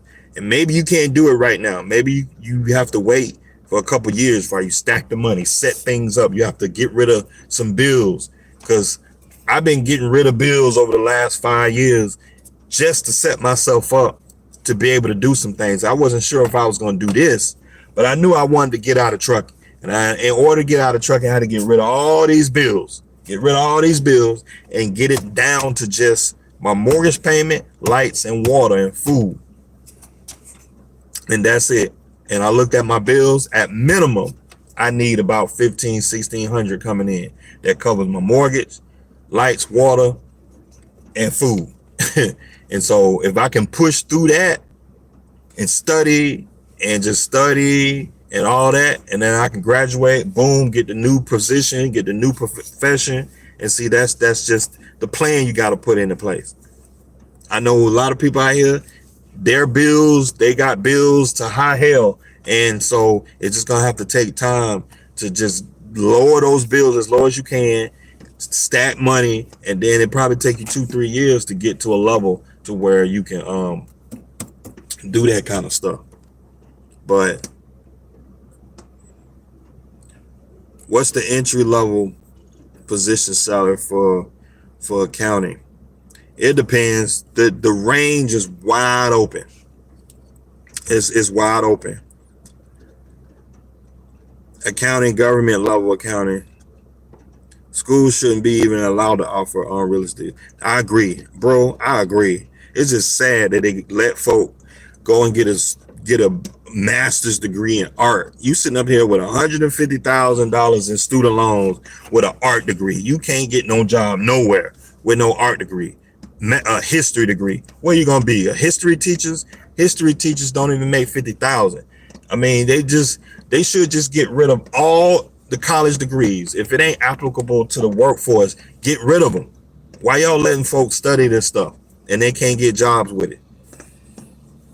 I mean, it's just sad that they let these kids sign up for all this debt and they can't get no degree with it. It's just sad. But salaries is it's a wide range, anywhere between 60 to 100,000. It just depends the company. It depends on the government agency. It depends on the need and the demand, and you have to do that research and figure out which part of accounting has the most demand. That's what you need to be Googling and figuring out which place in accounting has the high demand. And if you find out that this area has the most demand, you need to go and study for that. Take the classes for that. You need to be learning, networking with the people in that specialty, in that area of work. And so that way you come out at the highest pay possible. And so I know, like with me, I'm gonna tell you right now, I make over 6 figures. Yep. Work for the federal government, I make over 6 figures. Yep. You know, so I make over 6 figures. And you know, me going back to school has really turned out. Me getting out the truck is really worked out. You know, you know, but I put in a lot of work. I put in a whole lot of work. It was a lot of work. I mean, I'm talking about networking with all these people. I'm on LinkedIn. I'm talking to my professors. I'm talking with this person. I'm typing up my resume, mastering my resume, doing mock interviews, sending my resume out, trying to get critiques and feedbacks from people about my resume. And then finally I applied to I applied to over 300 and something jobs. I applied to over 300 some jobs on USA Jobs, and then another handful in the private sector. I wasn't trying to go back to the private sector because I know what the private sector got to offer, but I know I was trying to pursue government because I wanted a pension and I wanted just a straight salary, and I didn't want to have to be chasing my money. But I'm gonna just tell you right here, me personally, I'm making over 6 figures, so that kind of give you an idea of what you'll be looking at. And so it only goes up from there. So I make lower 6 figures, and like everybody in my office make mid 6 figures. Everybody on my team make mid to upper 6 figures. So I'm on the low end, and that's just what it is. I'm on the low end. And so, like I said, accounting has really showed up and turned out for me. So, I mean, I'm just saying, like I said before, I make low 6 figures. So, and so basically for me, I make trucking money, and then I don't have to run no truck. I don't have to chase brokers. I don't have to run 50, 60, 80 hours a week, 100 hours a week. I don't do none of that stuff. And so I just come to work, do my job, and I just punch the clock and I just do my job. And that's just what it is. That would be the biggest challenge, to take a pay cut over 6 figures now. So it has to make sense for me. So you was able to see coming out of school. That's truly blessed. In so many ways, yeah. But at the same time, I wrote my resume to demonstrate the level of experience that I have running a business. And so they had to give me a 6-figure salary. They have to. It's just, when you read my resume and you read it and you see the things that I've done over the last 15 years, I've ran a 6-figure business. How you gonna disrespect me to give me anything less than 6 figures? You have to give me a 6-figure salary. And that's pretty much the argument I would put up to anybody.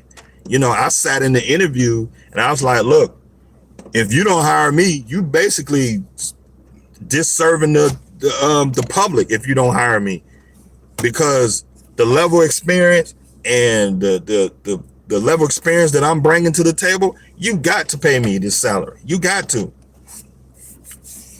You probably think, oh, 404, man, you bold.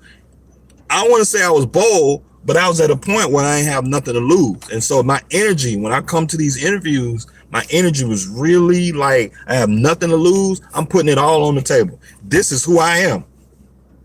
I ran several businesses. I own real estate. I own real estate that's worth $500,000. I've ran a trucking business that's grossed over 200 some thousand with a net profit of over 100,000. I did this and this, this and this. I provided this. I done this. I done this. And so with my 10 to 15 years of experience in business, you gonna tell me you gonna pay me less than 6 figures? Man, don't disrespect me like that. Don't even try it. Don't even try it. And so if you think about it, and it's just like, oh man, like how you, it's like, yeah, man, they got to. You got to. You got to.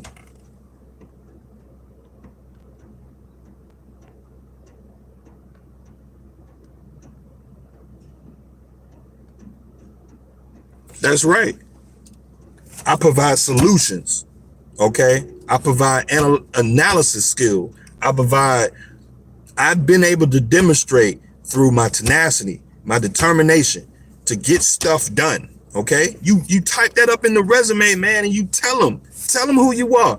Tell them who you bring to the table. Tell them. Don't be scared to put that down, and you better hire me. You better hire me. What? If you don't hire me, I feel sorry for you.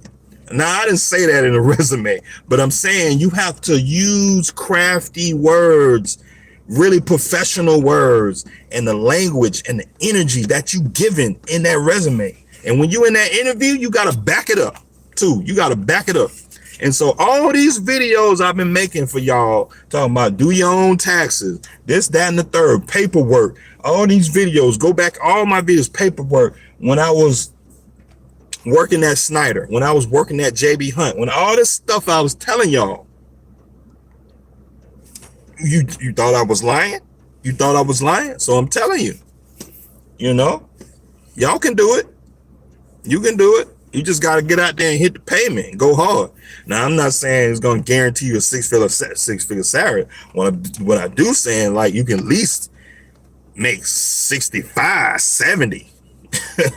Because I was getting offers. I've gotten offers anywhere from 65 to about 100,000. And so it's not necessarily coming out of school, because I'm a grown man. I already have work experience. I already have business experience. I already have demonstrated that I have experience. Just getting the accounting degree just added a little bit more to it. That's all. And so it put a stamp on it. That's all I'm saying. Getting the accounting degree just puts a stamp on it. And so, like I said, when I was in school studying for my accounting degree, like, I'm sitting up there studying. I'm like, I did the same stuff in my trucking business. Like, I'm reading stuff. And so it's just more practical and comes to you easier because you already done it in the real world. You have real world live experience when you talking about providing solutions, you know, and coming, you know, looking at a business and knowing what you look at. And so the thing is, I'm sitting up here as an auditor where I'm an excise specialist. I'm an excise specialist. Do y'all know what excise issues are? 2290. I run a truck. I ran a whole trucking business. So I know 2290s backwards and forwards. And so retail tire tax, retail truck tax, I know that backwards and forwards. I bought so many tires. I know how to read the outer rim of a tire. I know how to assess the tax on tires. I know how to review books and records. I know what records to request. I know my way around a trucking business. You get what I'm saying? And so I'm very fluid when I don't even have to think about it.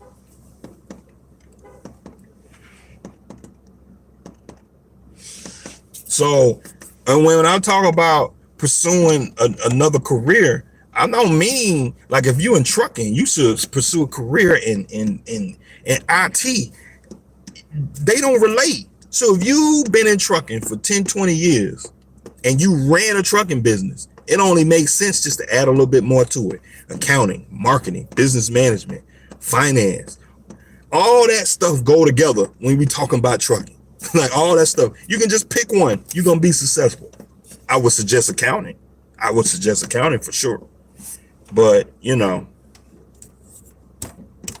IT, it would be difficult to write that up because you have no experience from, if you got 10 years in trucking, you got to make that 10 years of trucking relate to IT. It's going to be difficult to make that make sense in a resume. But for if you in trucking, get something in business that makes sense. So if you run a trucking business, okay, get a business degree, and now you can pursue careers in business. And now you can write your resume and blend it together with business language, energy, that business energy that you blending together with your experience. You got 20 years of business experience, boom, you got a degree. Yeah, you better pay me 100,000. Yes, it makes pretty practical sense. Yes, it makes sense. Yes.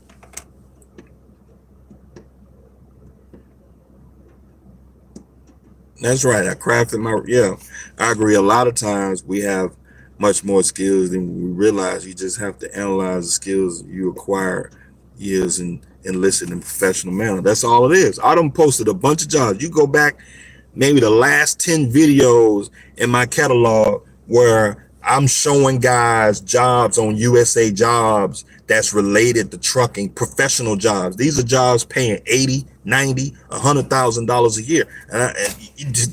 They're sitting right there. There was a job with the DOT. It was a CDL specialist. That job paid 90 some thousand. No, it's a grade 13. Yeah, that job is either 12 or 13. So it don't matter, because if you get to 12, you're gonna get your 13 the next year. So you just sit in the job for 52 weeks. You get a nice little pay bump. You go from a 12 to a 13. So it don't even matter what you get. But the point is like, okay, in that job, I was reading the job post.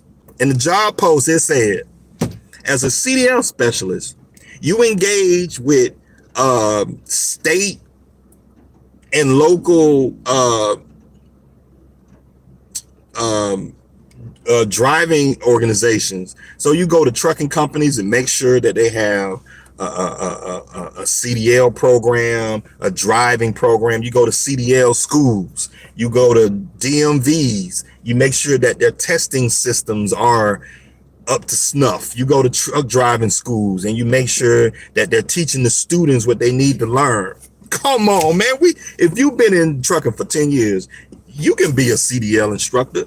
You can be advocate. Basically, you a safety advocate. You going around the state and you advocating for safe driving and stuff like that. You're a safety manager and all that. And so you trying to tell me y'all can't do that job for $90,000 a year, $100,000 a year? That's what we talking about, because that's what the job pays. It's a grade 12, 13.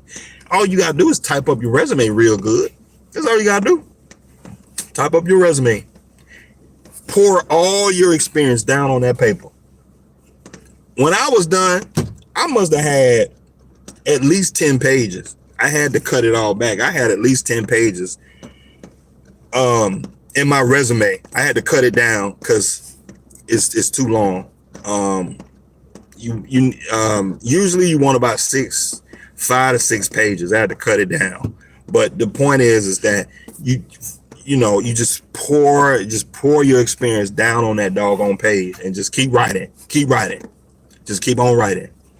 And then you go back and reorganize it so it'll look nice. And yeah.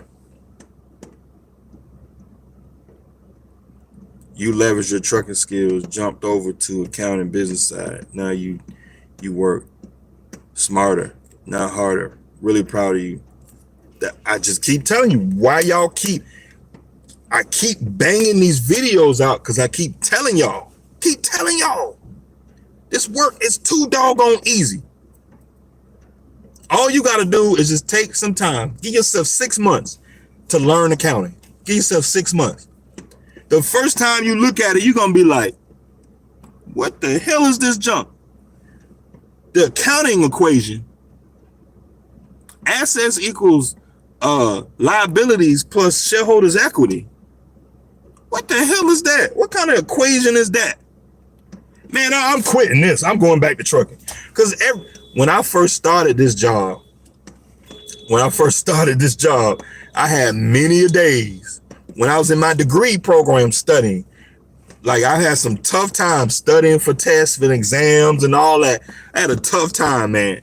Like, I just remember, I was like, man, I'm gonna quit this. I mean, I don't need to do all this schooling and all this. I ain't no child. I'm doing all this schooling and all this, going back to school. I don't need no degree, because the voices start talking to you. You know, he's like, man, I'm going back in my truck, man. I got my own truck. And you the only one that care but that you got your own truck, because the brokers don't care about you. They ain't paying you. The DOT don't care that you got your own truck. They'll shut you down. That shipper receiver don't care you got your own truck. They gonna let you sit at that dock for about 10 hours while they think about, and when they get ready to load your truck, they'll load it. And so that's my whole thing about it. That's what I've been saying. I think a lot of times it's just the fear of thinking you're not going to be hired, or you're not qualifying the company's eyes of certain positions. There's not enough people like yourself Yeah, I mean, I really don't care. I'm just trying to do good for mine. I'm just trying to do good for my family so I can provide for my family. That's all I'm trying to do. I'm trying to get in the types of lanes. I want to get in the type of work to take care of my family. So if y'all don't do it, that's y'all. It's y'all life. It's y'all life. Because I keep telling y'all. But anyway, I got 2 hours on here. Been running my mouth, man. 2 hours on here. Whew. All right, let me call this quits. I appreciate y'all watching my videos, man. I'll see y'all next time.